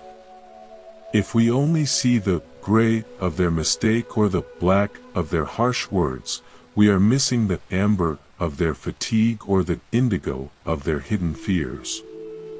To be truly empathetic is to be a student of the human heart, always looking for the hidden layers that explain why we do the things we do. It is an act of profound curiosity that replaces the instinct for immediate judgment. Think of the way a master weaver looks at a tangled mess of silk. A novice might grow frustrated and cut the threads, ruining the material. But the master knows that every knot has a beginning and an end. With steady hands and a cool mind, the weaver patiently untangles the mess, thread by thread, until the silk is ready to be made into something beautiful. Our conflicts are like those tangled threads. Anger wants to cut the connection, to end the relationship, to win by destroying the bond. Empathy, however, has the patience to sit with the knot, to understand the tension, and to gently restore the flow of connection. In the time of the early Sangha, there was a monk who had a particularly sharp tongue. He could find a flaw in the way anyone walked, spoke, or even breathed. One afternoon, while he was walking in the woods, he saw a young deer that had been caught in a snare. The deer was thrashing about, its eyes wide with terror, making it impossible for the monk to get close enough to free it. The monk realized that if he approached with his usual impatient energy, the deer would only hurt itself more. He sat down a few feet away, softened his gaze, and began to breathe in a slow, steady rhythm. He sat there for a long time, becoming as still as the trees. Slowly, the deer stopped thrashing. It sensed the monk's lack of aggression and eventually laid its head on the ground, exhausted. Only then did the monk move forward, his movements like a slow-motion dance, and gently released the wire. This experience changed the monk forever. He realized that his sharp tongue was a snare he had been placing on the hearts of his brothers. He saw that true power does not come from the ability to point out mistakes, but from the ability to create a safe space where healing can happen. We can apply this stillness to our own lives. When we are faced with someone who is thrashing in their own anger, can we be the one who sits down and provides the steady breath? Can we be the one who refuses to add more tension to the wire? This is not a passive choice, it is an active and courageous use of our energy. It is the choice to be a sanctuary rather than a battlefield. When we do this, we often find that the other person's defenses begin to drop on their own, not because we argued them down, but because there is no longer anything for them to fight against. The cooling of the fire also requires us to look at the stories we tell ourselves about why things happen. Our minds are incredibly fast at jumping to conclusions. If someone doesn't text us back, we tell ourselves they are ignoring us or that they don't value the relationship. If a car cuts us off, we assume the driver is arrogant and selfish. These stories are the fuel that keeps the fire of anger burning. But what if we told a different story? What if the person who didn't text back is having a difficult day and just needs some space? What if the driver is rushing to the hospital to see a loved one? By choosing a story that includes the possibility of human struggle, we are practicing a form of mental cooling. We are giving the other person the benefit of the doubt, which is essentially giving ourselves the benefit of peace. It takes much less energy to be understanding than it does to be offended. When we are offended, we have to carry the weight of that insult around with us all day. When we are understanding, we can simply let it go and keep our hearts light. There is a wonderful legend about a village that was plagued by a drought. The leaders went to a wise woman who lived in a cave and asked her to pray for rain. She agreed, but she told them that for the rain to fall, every person in the village had to spend the entire next day speaking only words of gratitude. The next morning, the villagers went about their work, but it was difficult. Instead of complaining about the heat, they had to thank the sun for the light. Instead of grumbling about the dusty paths, they had to thank the earth for supporting their feet. As the day went on, the atmosphere in the village shifted. The tension that usually hung in the air vanished, and people started helping one another with a genuine smile. By the late afternoon, even though there was still no rain, the people felt a sense of deep contentment. Suddenly, the sky darkened and a gentle, cooling rain began to fall. The wise woman later told them that the rain was always there, waiting in the clouds, but the heat of their constant complaining and anger had created a barrier that prevented the moisture from reaching the ground. While this is a story, the psychological truth remains. Our anger and negativity create a barrier that prevents the rain of joy and connection from reaching our lives. We become dry and brittle, easily ignited by the smallest spark. But when we cultivate a heart of appreciation and empathy, we become like a moist and fertile garden.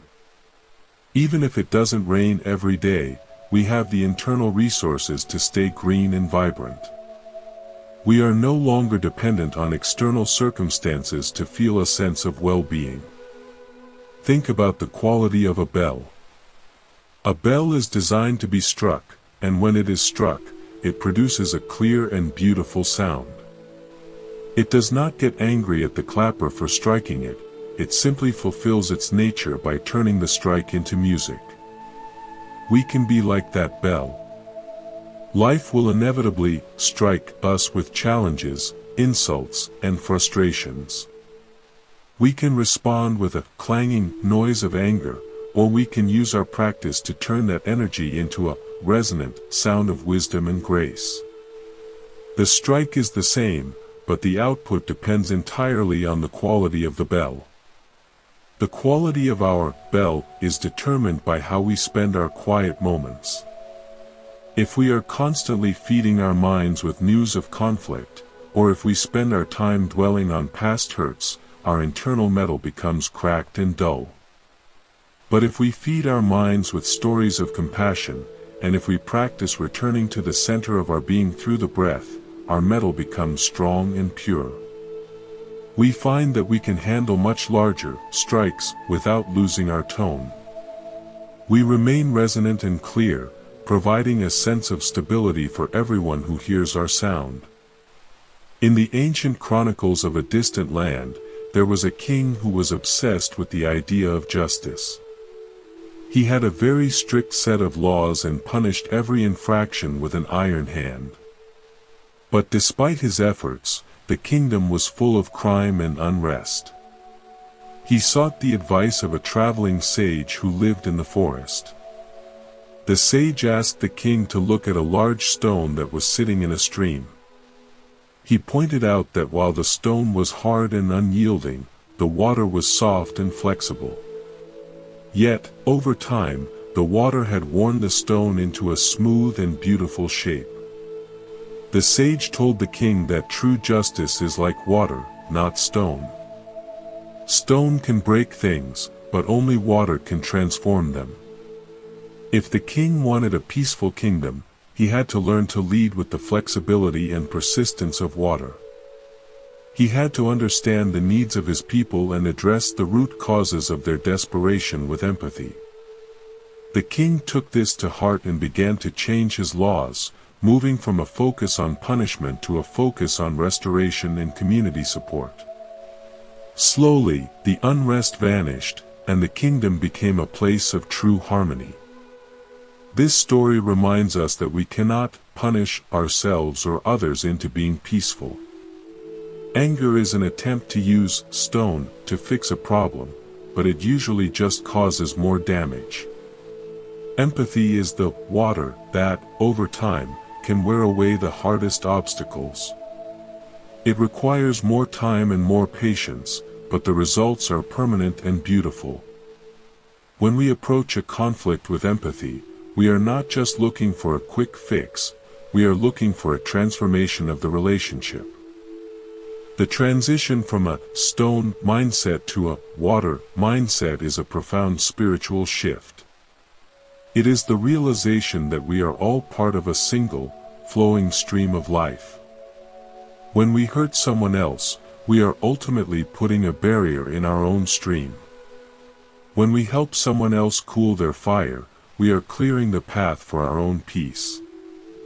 This interconnectedness is the ground upon which all true empathy stands. It is the understanding that there is no such thing as a private anger. The heat we carry affects the entire world. I remember a woman who had a very difficult relationship with her mother-in-law. Every visit was a source of stress, and the woman would spend days afterward complaining to her husband about every perceived slight. Her anger was like a wall that she had built between herself and the rest of the family. One day, she decided to try a different approach. Before the next visit, she spent some time imagining her mother-in-law as a young girl, growing up in a time of great hardship and never feeling truly secure or loved. When they finally met, the mother-in-law made her usual critical comment about the house. Instead of getting defensive, the woman looked at her and saw the frightened child beneath the hardened exterior. She simply smiled and offered her a warm cup of tea, saying, "I'm so glad you could come today." The change in the atmosphere was immediate. The mother-in-law was so surprised by the lack of resistance that she forgot to follow up with her next criticism. By the end of the afternoon, they were talking about memories from the past, and for the first time in years, the wall was gone. This is the alchemy of empathy. It turns the lead of a difficult interaction into the gold of a human connection. It doesn't require the other person to change first. It only requires us to change our perspective. When we stop being a target for someone's anger, they often lose the desire to shoot their arrows. We become like the vast sky that the arrows simply pass through, never finding a place to land. The practice of cooling the flames is also about recognizing the physical sensations of anger before they become a full-blown emotion. We might feel a tightness in our solar plexus, a sudden heat in our face, or a quickening of our pulse. These are the smoke that precedes the fire. If we can catch the smoke, we can prevent the fire from starting. We can simply say to ourselves, "Ah, there is some heat rising here. I need to take a breath." This simple act of naming the sensation creates a distance between us and the emotion. We are no longer angry, we are an observer of the sensation of anger. This distance is the space where freedom lives. In that space, we have the power to choose our response. We can choose to go for a walk, to drink a glass of water, or to simply stay silent until the heat dissipates. This is the highest form of self-care. It is the protection of our own precious inner landscape. There was a student who asked his teacher why it was so much easier to be angry than to be compassionate. The teacher explained that anger is like a fire that feeds on dry wood. It's easy to start and it burns hot and fast. Compassion is like a well that you have to dig deep into the earth. It takes work and patience to reach the water, but once you find it, it never runs dry and it can cool any fire. Most people stay with the fire because they don't want to do the work of digging the well. But the fire eventually leaves only ashes, while the well provides life forever. We are all well diggers on this path. Every time we choose to stay present with a difficult emotion instead of reacting, we are digging a little deeper. Every time we seek to understand someone who has hurt us, we are removing another layer of hard earth. It can be exhausting work, and there will be days when we feel like we are making no progress at all.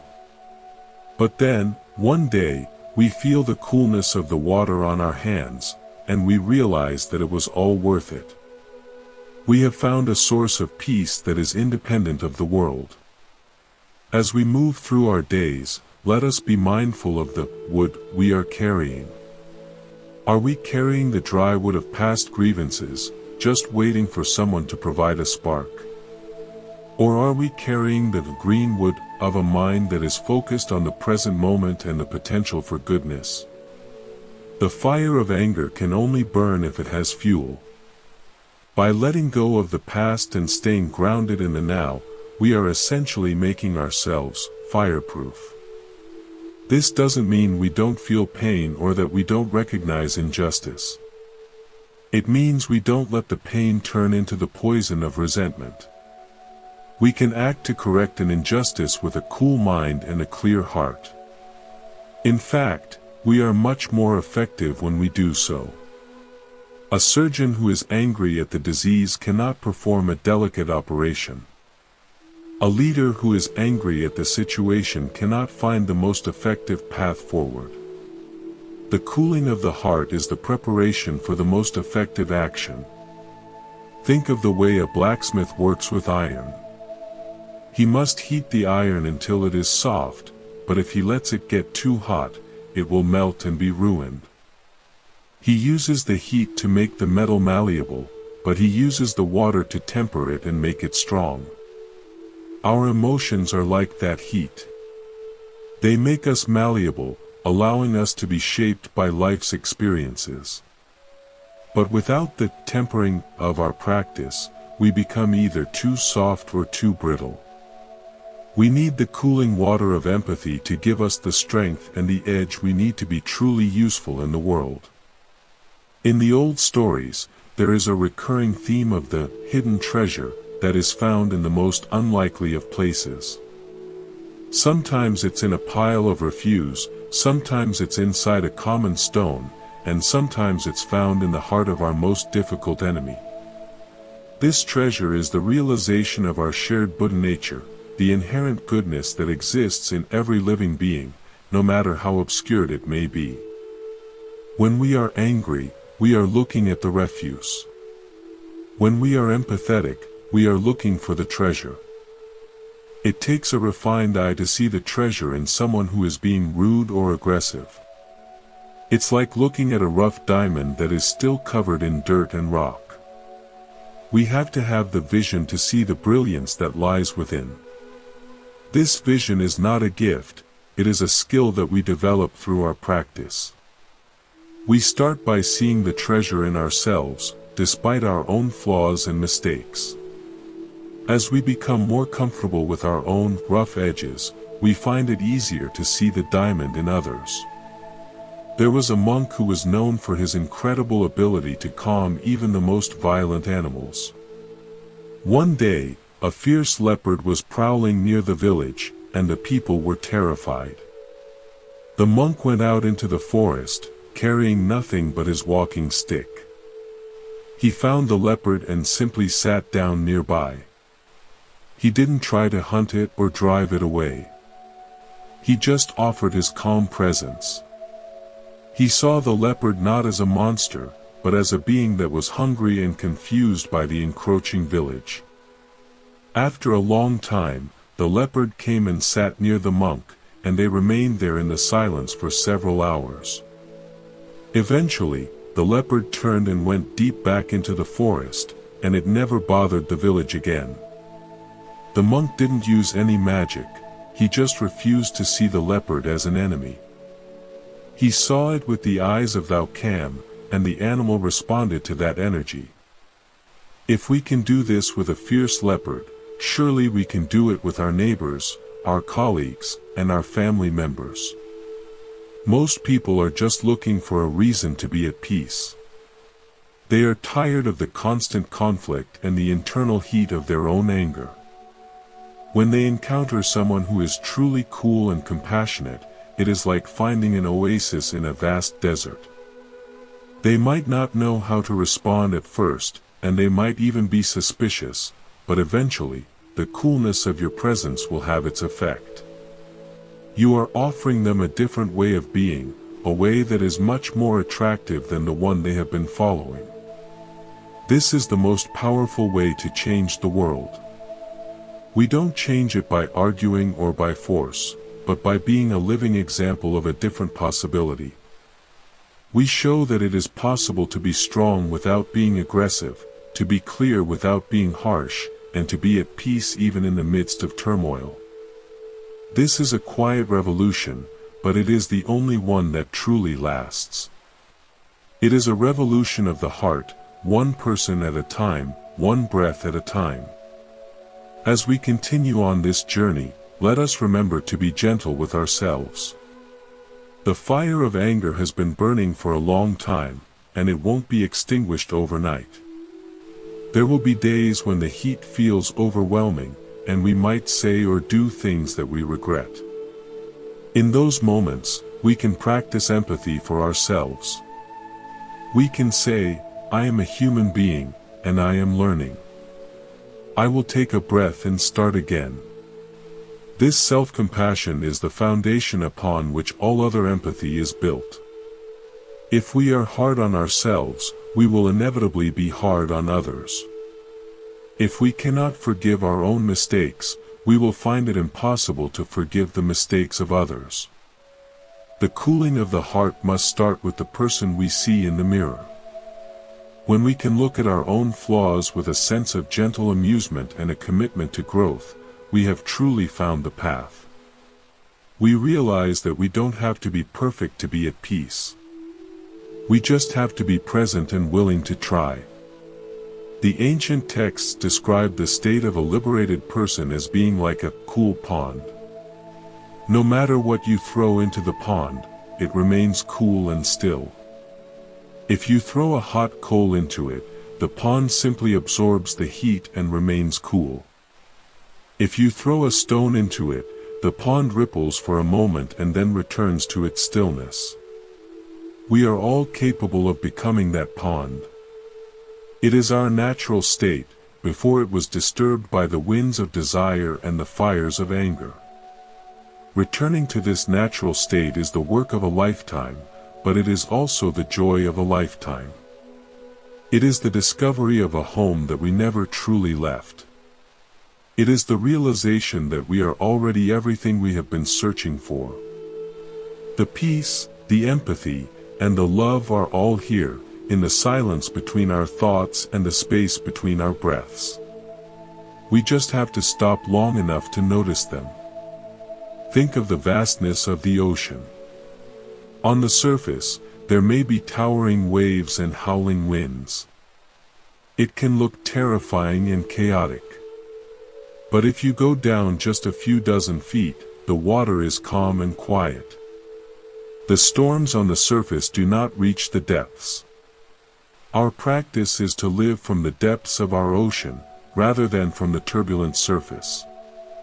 We can perceive the storms, we can see the waves of anger and frustration, but we remain rooted in the deep stillness that is our true nature. This depth is where we find our connection to all other beings. In the depths of the ocean, there are no borders or boundaries. It is all one body of water. When we live from our depth, we see that we are not separate from the person who is making us angry. We are part of the same vast ocean of consciousness. This realization makes it much harder to be angry for long. How can we be angry at another part of ourselves? We can only feel a sense of profound compassion for the struggle we are both undergoing. There was a story of a great master who was once insulted by a high-ranking official. The official shouted at the master for several minutes, calling him all sorts of names. The master just stood there, listening with a gentle smile. When the official finally ran out of breath, the master asked, "If someone offers you a gift and you do not accept it, to whom does the gift belong?" The official, still angry, replied, "It belongs to the person who tried to give it, of course." The master nodded and said, "Exactly. I do not accept your gift of anger. You may keep it for yourself." This is the ultimate form of emotional intelligence. We have the right to refuse the gifts of anger and negativity that others try to give us. We don't have to be a trash can for other people's emotional waste. We can simply stay in our own space of peace and let their anger remain with them. This is not out of arrogance, but out of a clear understanding of what serves our well-being. By not accepting the anger, we are also helping the other person. If we respond with anger, we are validating their behavior and keeping the cycle going. But if we remain calm and compassionate, we are providing a mirror that shows them the futility of their rage. We are giving them a chance to reflect on their own behavior and to see that there is another way. Our silence and our peace are the most powerful responses we can offer. As we walk through the world, let us be mindful of the energy we are projecting. Are we projecting the heat of a stressed and hurried mind, or the coolness of a present and compassionate heart? People react to our energy long before they hear our words. If we can cultivate a steady and cooling presence, we will find that our interactions become much smoother and more fulfilling. We become a natural magnet for peace and cooperation. There is a sense of great dignity in a person who can remain cool in the face of provocation. It is the dignity of someone who knows their own value and who does not need to prove anything to anyone. This dignity is not about being better than others, it is about being true to oneself. It is the expression of a heart that has found its home. When we live from this place of dignity, we are naturally empathetic, because we no longer feel threatened by the behavior of others.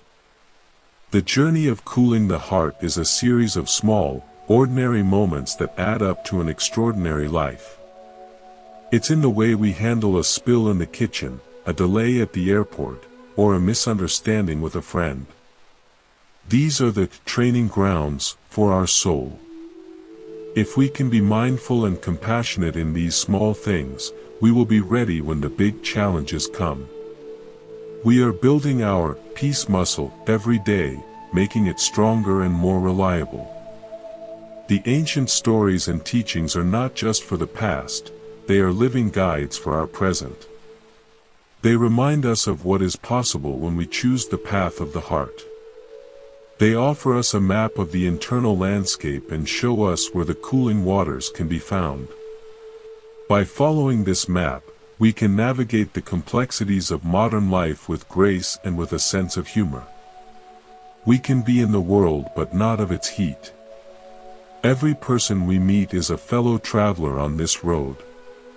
Some are walking with ease, and some are struggling under a heavy burden of anger and pain. Let us offer our support to everyone we encounter, whether through a kind word, a helpful action, or simply a peaceful presence. We are all trying to find our way back to the cool water. By helping others, we are making the journey easier for everyone, including ourselves. There is a profound beauty in the simplicity of this path. We don't need complicated rituals or secret knowledge. We just need to breathe, to notice, and to choose love over fear. This is the essence of the teachings, and it is the essence of a life well lived. As we continue to practice, we find that the fire of anger naturally begins to lose its power over us. It becomes like a small candle in a vast room, easily blown out by a gentle breath of awareness. We are left with a heart that is wide open, clear, and full of a quiet joy. We see the world as it is, with all its light and shadow, and we are no longer afraid. We are the cool water, and we are the still pond. We are home. The sense of being home within oneself is not a destination where the work stops, but a spacious room where we can finally sit down and look at the embers of our old habits without being burned by them. When we speak of the cooling of the heart, we are acknowledging that the heat of the world will continue to exist, yet we are no longer made of straw that catches fire at the slightest touch. Instead, we become like a sturdy vessel made of clay that has been seasoned by the very heat it now contains. There is an ancient story about a potter who was known for his incredible patience. One day, a customer came in and, in a fit of inexplicable rage, began to smash the unfired pot sitting on the shelves. The potter did not shout, nor did he try to grab the man's hands. He simply stood by and watched with a look of deep sorrow, not for his lost work, but for the man who was so clearly suffering. When the man finally collapsed in exhaustion, the potter brought him a bowl of water and said that the clay can always be remade, but the heart that breaks its own peace is harder to mend. This perspective is a radical shift from our usual instinct to protect our possessions or our ego. It is the understanding that the state of our internal world is the only thing that truly belongs to us, and letting another person's anger destroy our peace is the greatest loss we could ever suffer. If we can view our interactions as a series of moments where we are either adding fuel to a fire or offering a cooling breath, we begin to see the immense power we hold. Even in the workplace, where deadlines and pressures can create a breeding ground for irritation, a single person who refuses to participate in the cycle of blame can change the entire culture of a team. It is like a drop of ink in a glass of water. At first, it is just a tiny speck, but eventually, it colors the whole vessel. By being the one who remains calm when a mistake is made, you are giving everyone else permission to lower their heart rate and find a solution instead of a scapegoat. This ability to stay cool is often found in the most unexpected places. There was once a young monk who was sent to the city to learn about the nature of the world. He expected to find wisdom in the great libraries, but instead, he found it at the stall of a humble fruit seller. Every day, a group of unruly children would come by and try to steal oranges or knock over the displays. The fruit seller would never get angry. He would simply laugh and offer them the bruised fruit that he couldn't sell anyway, telling them stories about the orchards where the oranges grew. The monk asked the seller how he could stay so joyful in the face of such disrespect. The man replied that the children were not his enemies, they were just hungry and bored, and his oranges were just fruit. If he got angry, he would lose his joy, and the oranges would still be gone. But if he was kind, he kept his joy, and he might even feed a child's soul along with their stomach. This is the secret of the joyful heart that has been cooled by wisdom. It realizes that the things we usually fight over are often incredibly small in the grand scheme of a human life. When we feel that familiar prickle of annoyance rising because someone has ignored our advice or failed to meet our expectations, we can stop and ask ourselves, is my peace of mind worth less than being right in this moment? Most of the time, the answer is a resounding no. Being right is a heavy burden to carry, while being at peace is as light as a feather. We can hold our truths gently, without needing to use them as hammers to beat others into submission. This gentleness is not a sign of uncertainty, but a sign of a confidence that doesn't need external validation. In the teachings of the Forest Masters, there is a concept of the second arrow. They say that when something bad happens, it is like being struck by an arrow. That is the initial pain, which is often unavoidable. But then, we strike ourselves with a second arrow by getting angry, ruminating on the unfairness, and plotting our revenge. This second arrow is the one that causes the real suffering, and it is entirely of our own making. The practice of self-control is the art of drawing the first arrow with a steady hand and not shooting a second arrow at yourself. Think of a person in your life who acts as a trigger for your anger. Perhaps it is a sibling who knows exactly which buttons to push, or a neighbor who is perpetually inconsiderate. Instead of dreading your next encounter, try to see them as a spiritual trainer. They are providing you with the exact resistance you need to strengthen your empathy muscles. Without them, your patience would be a theoretical concept rather than a lived reality.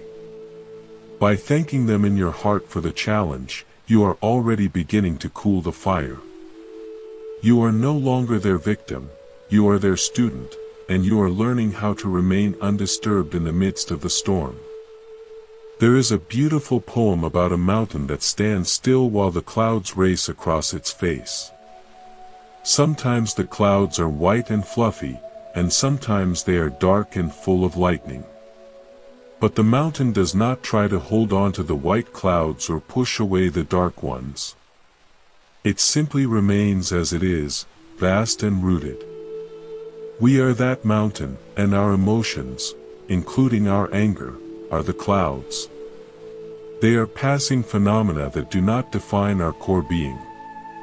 If we can stay rooted in our awareness, we can watch the lightning of our anger strike without being shattered by it. The cooling process is also deeply connected to the way we treat our own bodies. When we are tired, hungry, or stressed, the fire of anger finds plenty of dry tinder. Taking care of our physical well-being is a form of spiritual practice. Getting enough rest, eating with mindfulness, and moving our bodies with grace are all ways of keeping our internal temperature at a healthy level. It is much harder to be compassionate when our nervous system is on high alert. By being kind to ourselves, we are naturally creating the conditions where kindness toward others can flourish. I remember a man who was known for his sharp tongue and his quick temper. He went to see a teacher who lived in a simple hut by the sea. The teacher didn't give him a lecture. He simply asked the man to help him fill a large stone jar with water from the ocean using a tiny cup. For hours, the man labored under the hot sun, his frustration mounting with every tiny cupful. Finally, he threw the cup down and shouted that this was a waste of time. The teacher smiled and said, "Your anger is like this cup. It can only hold a tiny amount of the ocean's truth. But if you become the ocean itself, you can hold all the water in the world and still be still." This idea of becoming the ocean is the ultimate goal of our practice. It means expanding our sense of self until it is large enough to include everyone and everything.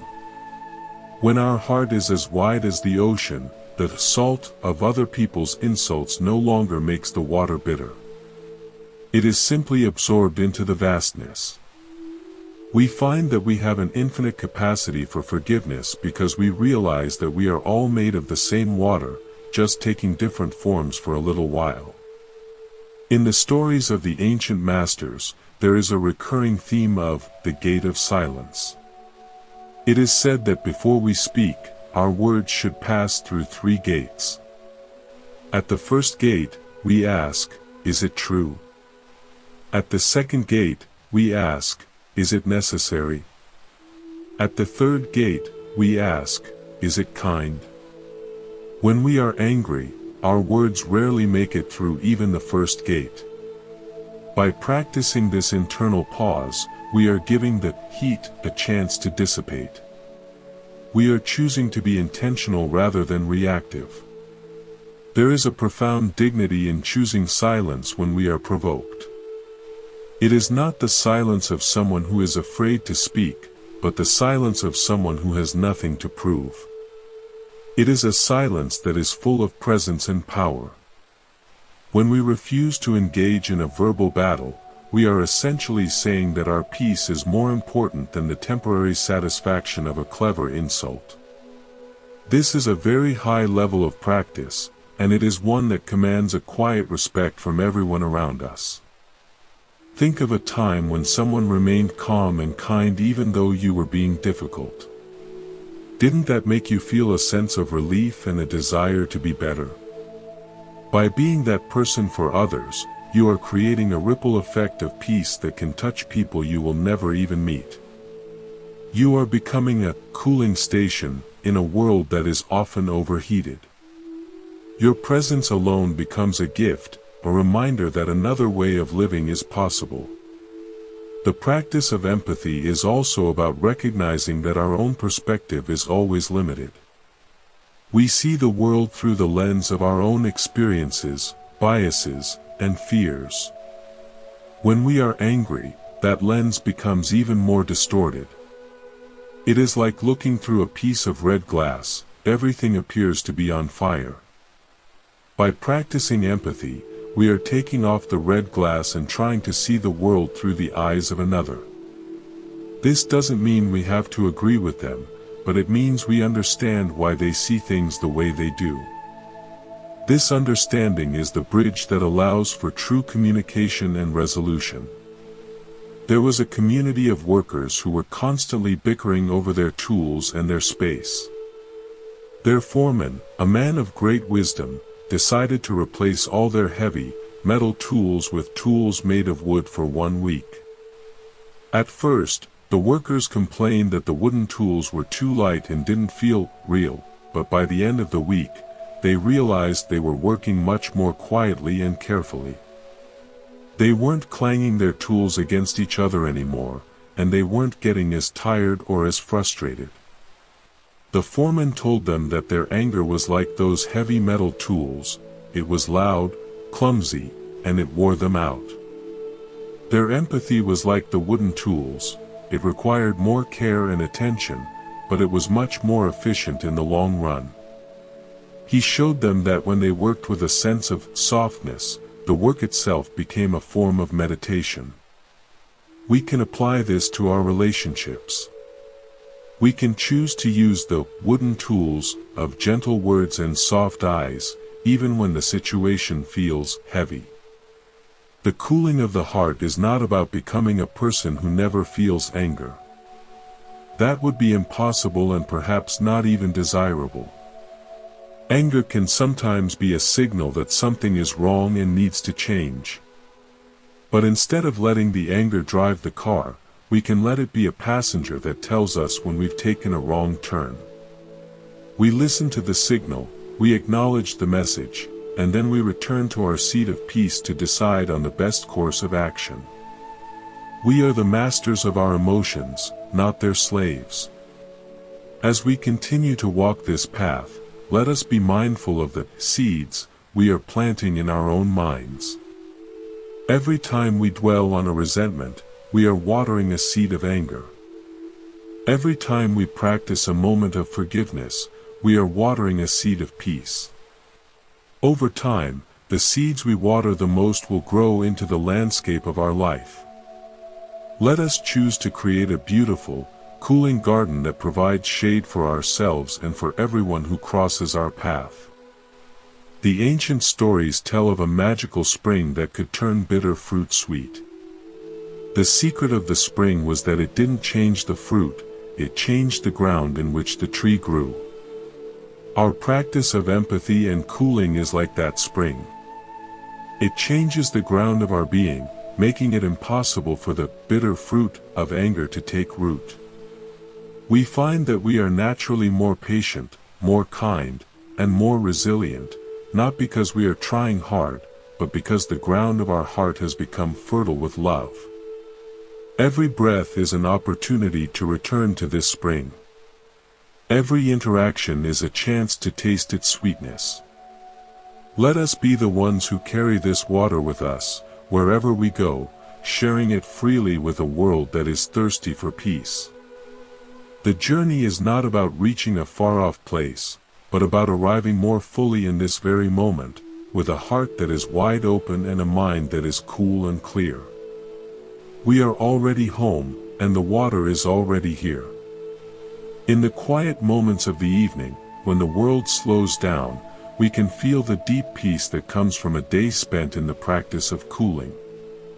We can look back on our interactions and see the places where we were able to stay calm, and even the places where we stumbled, with a sense of gentle acceptance. This reflection is not a judgment, but a way of refining our presence for the days to come. We are constantly learning, constantly growing, and constantly returning to the center. The path of the heart is a path of light, but it is a soft, cooling light, like the glow of the moon on a quiet lake. It doesn't blind us, it allows us to see the world with a sense of wonder and profound connection.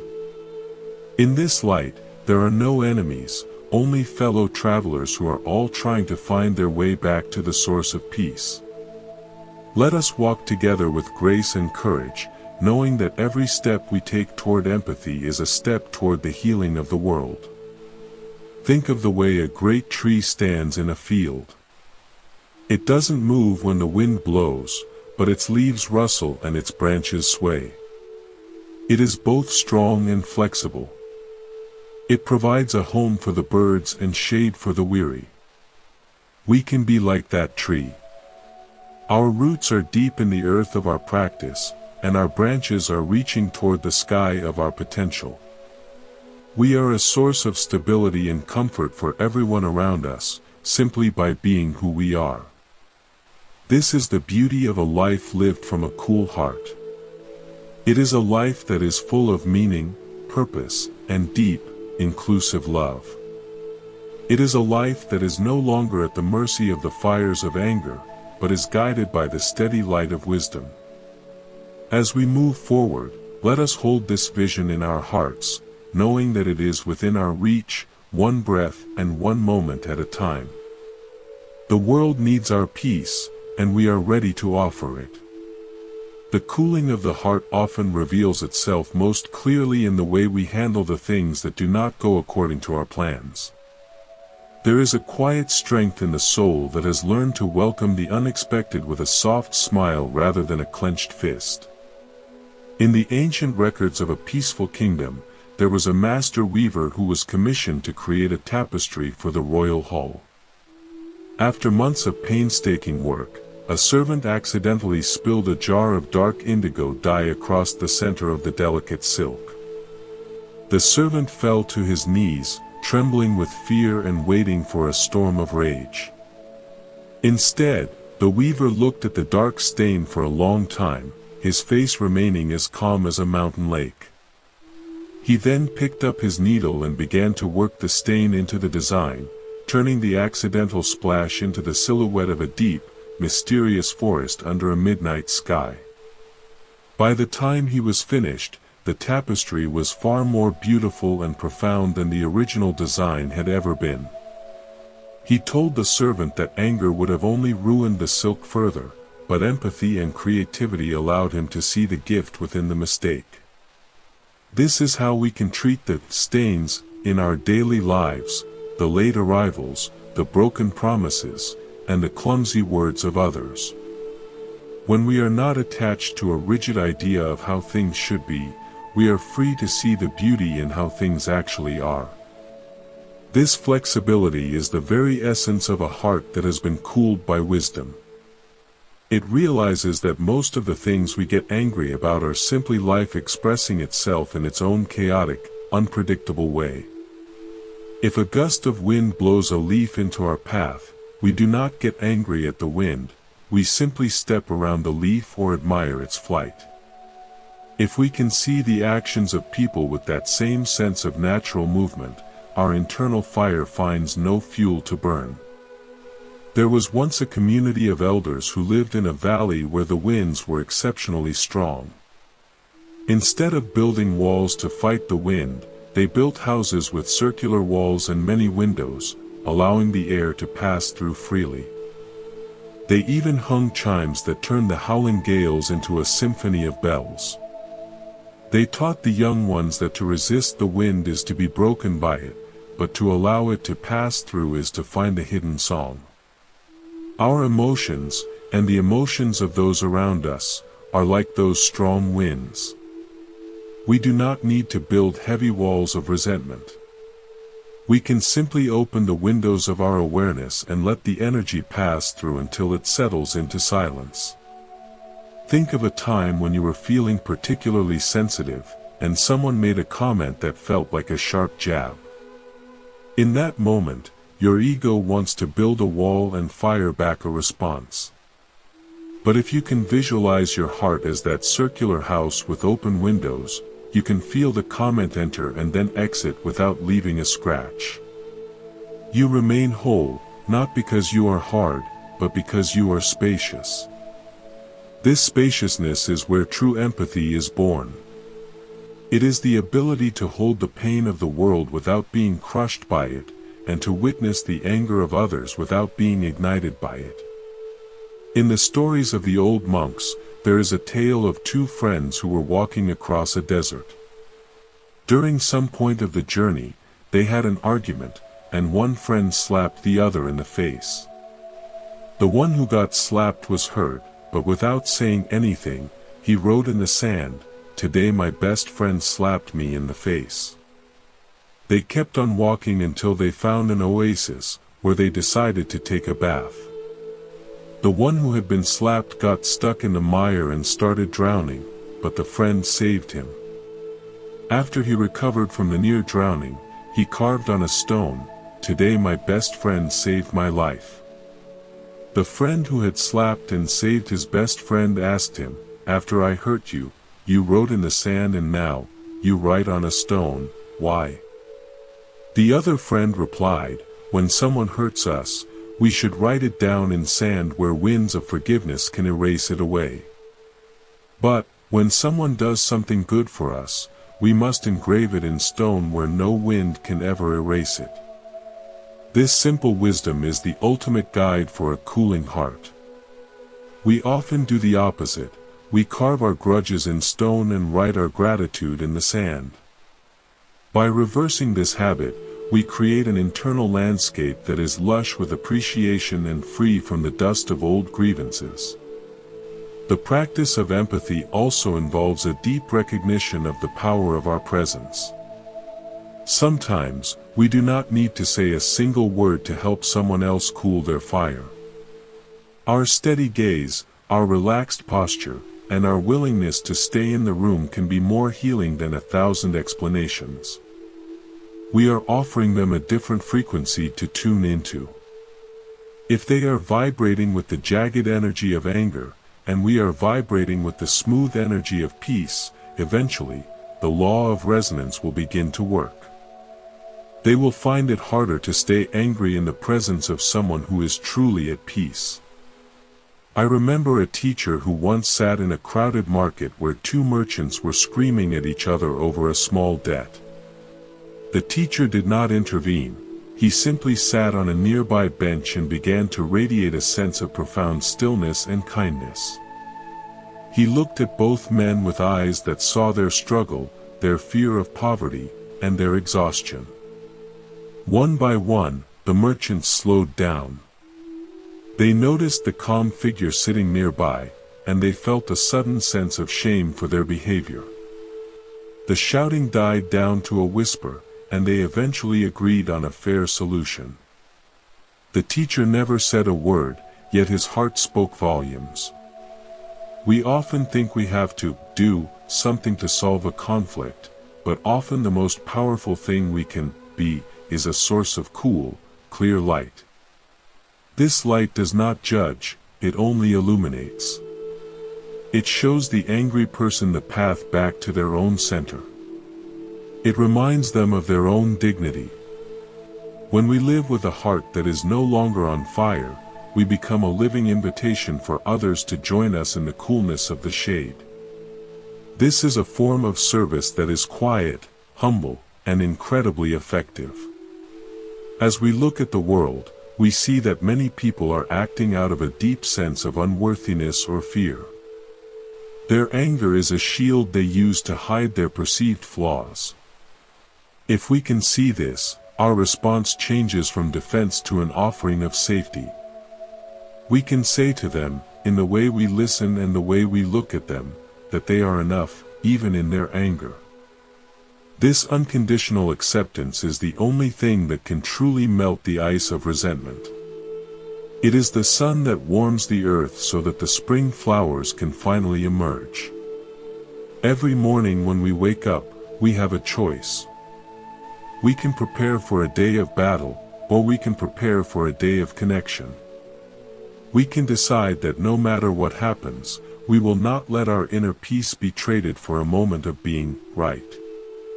This commitment is the foundation of our spiritual integrity.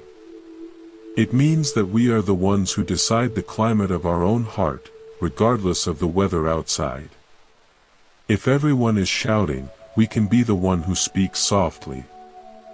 If everyone is rushing, we can be the one who moves with grace. Think of the way a deep forest feels on a hot summer afternoon. The air is cool, the light is filtered through the green leaves, and the ground is soft with moss. That forest does not try to be cool, it simply is cool because of the way it is structured. Our practice is to structure our minds like that forest. We plant the trees of mindfulness, we nourish the moss of compassion, and we allow the light of wisdom to filter through our thoughts. Then, whenever anyone enters the forest of our presence, they feel an immediate sense of relief. They can breathe again. The cooling of the heart is a journey back to our original wholeness. We were not born with anger, we learned it as a way to cope with a world that felt unsafe. By unlearning it, we are reclaiming our true nature. We are discovering that we do not need the fire to protect us. The water of our empathy is much more powerful. It can wash away the barriers and bridge the gaps that anger only makes wider. It is the path of the courageous, the path of the wise, and the path of those who truly wish to be free. There is a sense of great wonder that comes when we realize that we can actually choose how we feel. We are no longer victims of our circumstances or the behavior of others. We are the masters of our own emotional house. We can choose to open the doors to kindness and close them to hostility. We can choose to light the lamp of understanding and blow out the candle of resentment. This freedom is the greatest gift we can ever receive, and it is a gift that we give to ourselves every time we choose peace. As we move through the final steps of this reflection, let us carry the image of a clear, cool spring with us. This spring is located deep within our own heart, and it is always flowing. It is the source of our patience, our kindness, and our ability to love without limits. No matter how hot the world gets, we can always return to this spring and drink our fill. We can wash our faces in its water and feel refreshed and renewed. And we can invite everyone we meet to join us at the edge of the water, so that they too can find the peace they are looking for. The world is a beautiful place, even with all its challenges. When we see it through the eyes of a cool heart, we see the potential for harmony in every interaction. We see the hidden goodness in every person. We see the thread of connection that binds us all together. And we realize that we are part of something much larger and more magnificent than our small, separate selves. We are the ocean, we are the forest, and we are the cooling rain. We are home, and our heart is at rest. The stories we have shared are not just tales from the past, they are maps for our own journey. Let them guide you as you navigate the complexities of your life. Let them remind you of the power of your own empathy and the beauty of your own peace. And always remember that you have the capacity to be a source of great healing and comfort in the world, simply by being who you truly are. Your cool heart is a treasure, not just for you, but for the entire human family. As the light of the day begins to fade, let us sit for a moment in the quiet of our own presence. Let us feel the coolness of the air and the steadiness of our own breath.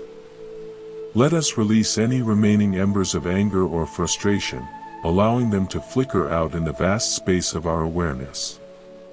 And let us move forward with a heart that is light, a mind that is clear, and a spirit that is ready to offer love to the world in every breath we take. The journey of cooling the heart is a path that leads us ever closer to the truth of who we are. It is a path of discovery, of healing, and of profound joy. It is the path of the beautiful warrior, the silent teacher, and the compassionate friend. Let us walk it with grace and with a sense of adventure, knowing that every step is a blessing.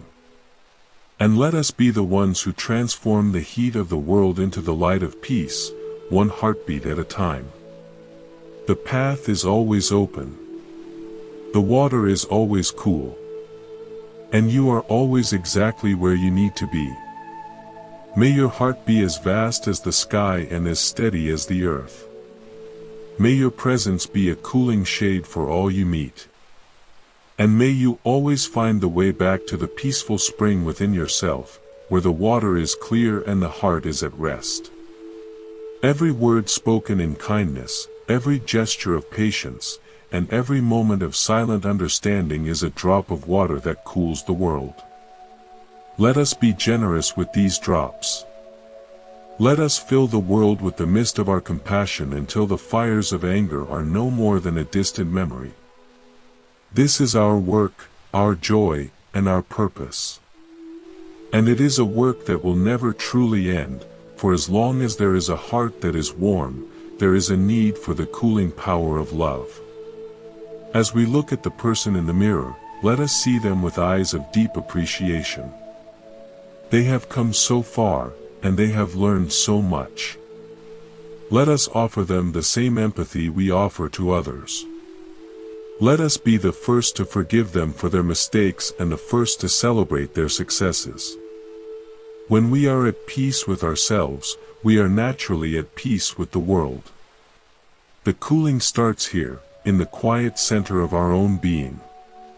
Let the peace we have found together remain with you as you go about your life. Let it be the steady background music to your days. And whenever you feel the heat rising, just remember the stream, the forest, and the open windows. Remember the power of a single breath. Remember that you are the master of your own fire, and that you have all the water you need to stay cool and clear. May the journey continue in beauty and in grace. May you be happy, may you be peaceful, and may you be a source of light for everyone you meet. The world is waiting for your cool heart, and you are ready to share it. The reflection of the moon on the water remains unbroken even when the surface ripples, for the light itself does not depend on the stillness of the waves but on the clarity of the source. As we carry this cooling energy into the fabric of our daily existence, we begin to see that the most profound transformation occurs not in the absence of conflict, but in the presence of an unwavering heart. There is an old story about a gardener who lived in a land where the summer heat was so intense it could wither even the strongest oak. While others fought the sun with heavy screens and constant worry, this gardener spent his time digging deep channels from a distant, hidden spring. When the heat arrived, his garden did not just survive, it thrived.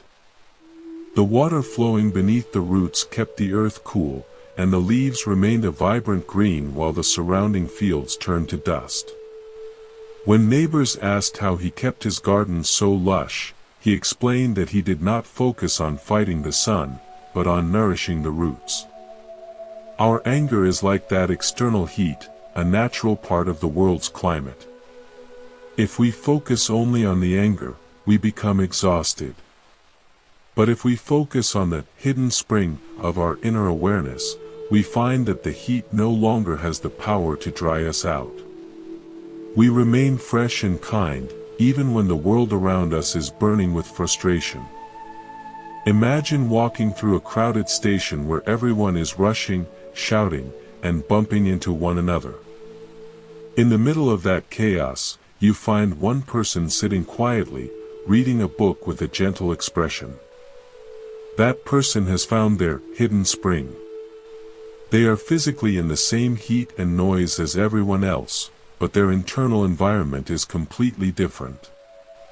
This is the ultimate goal of our practice, to become that person who can sit in the middle of a crowded, angry world and remain a source of coolness.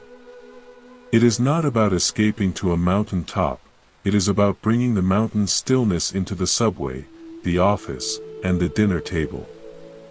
In the ancient chronicles, there is a tale of a mountain that was made entirely of glass. For centuries, people threw stones at it, tried to scratch it with iron, and shouted insults at their own reflections. The mountain never moved, never shouted back, and never cracked. Instead, it simply reflected the sky, the sun, and the very people who were trying to hurt it. Eventually, the people realized that by attacking the mountain, they were only seeing their own ugliness reflected back at them. They stopped throwing stones and began to use the mountain as a mirror to straighten their clothes and find their own smiles. When we remain cool in the face of anger, we become that glass mountain. We provide a mirror for others. When someone shouts at us and we respond with a soft, steady voice, they are forced to see their own lack of control. In that moment of reflection, a tiny seed of awareness is planted in their mind. They might not change instantly, but they have seen a different possibility. They have seen that it is possible to be powerful without being loud, and strong without being aggressive. This is how we teach without speaking, and how we heal without even trying.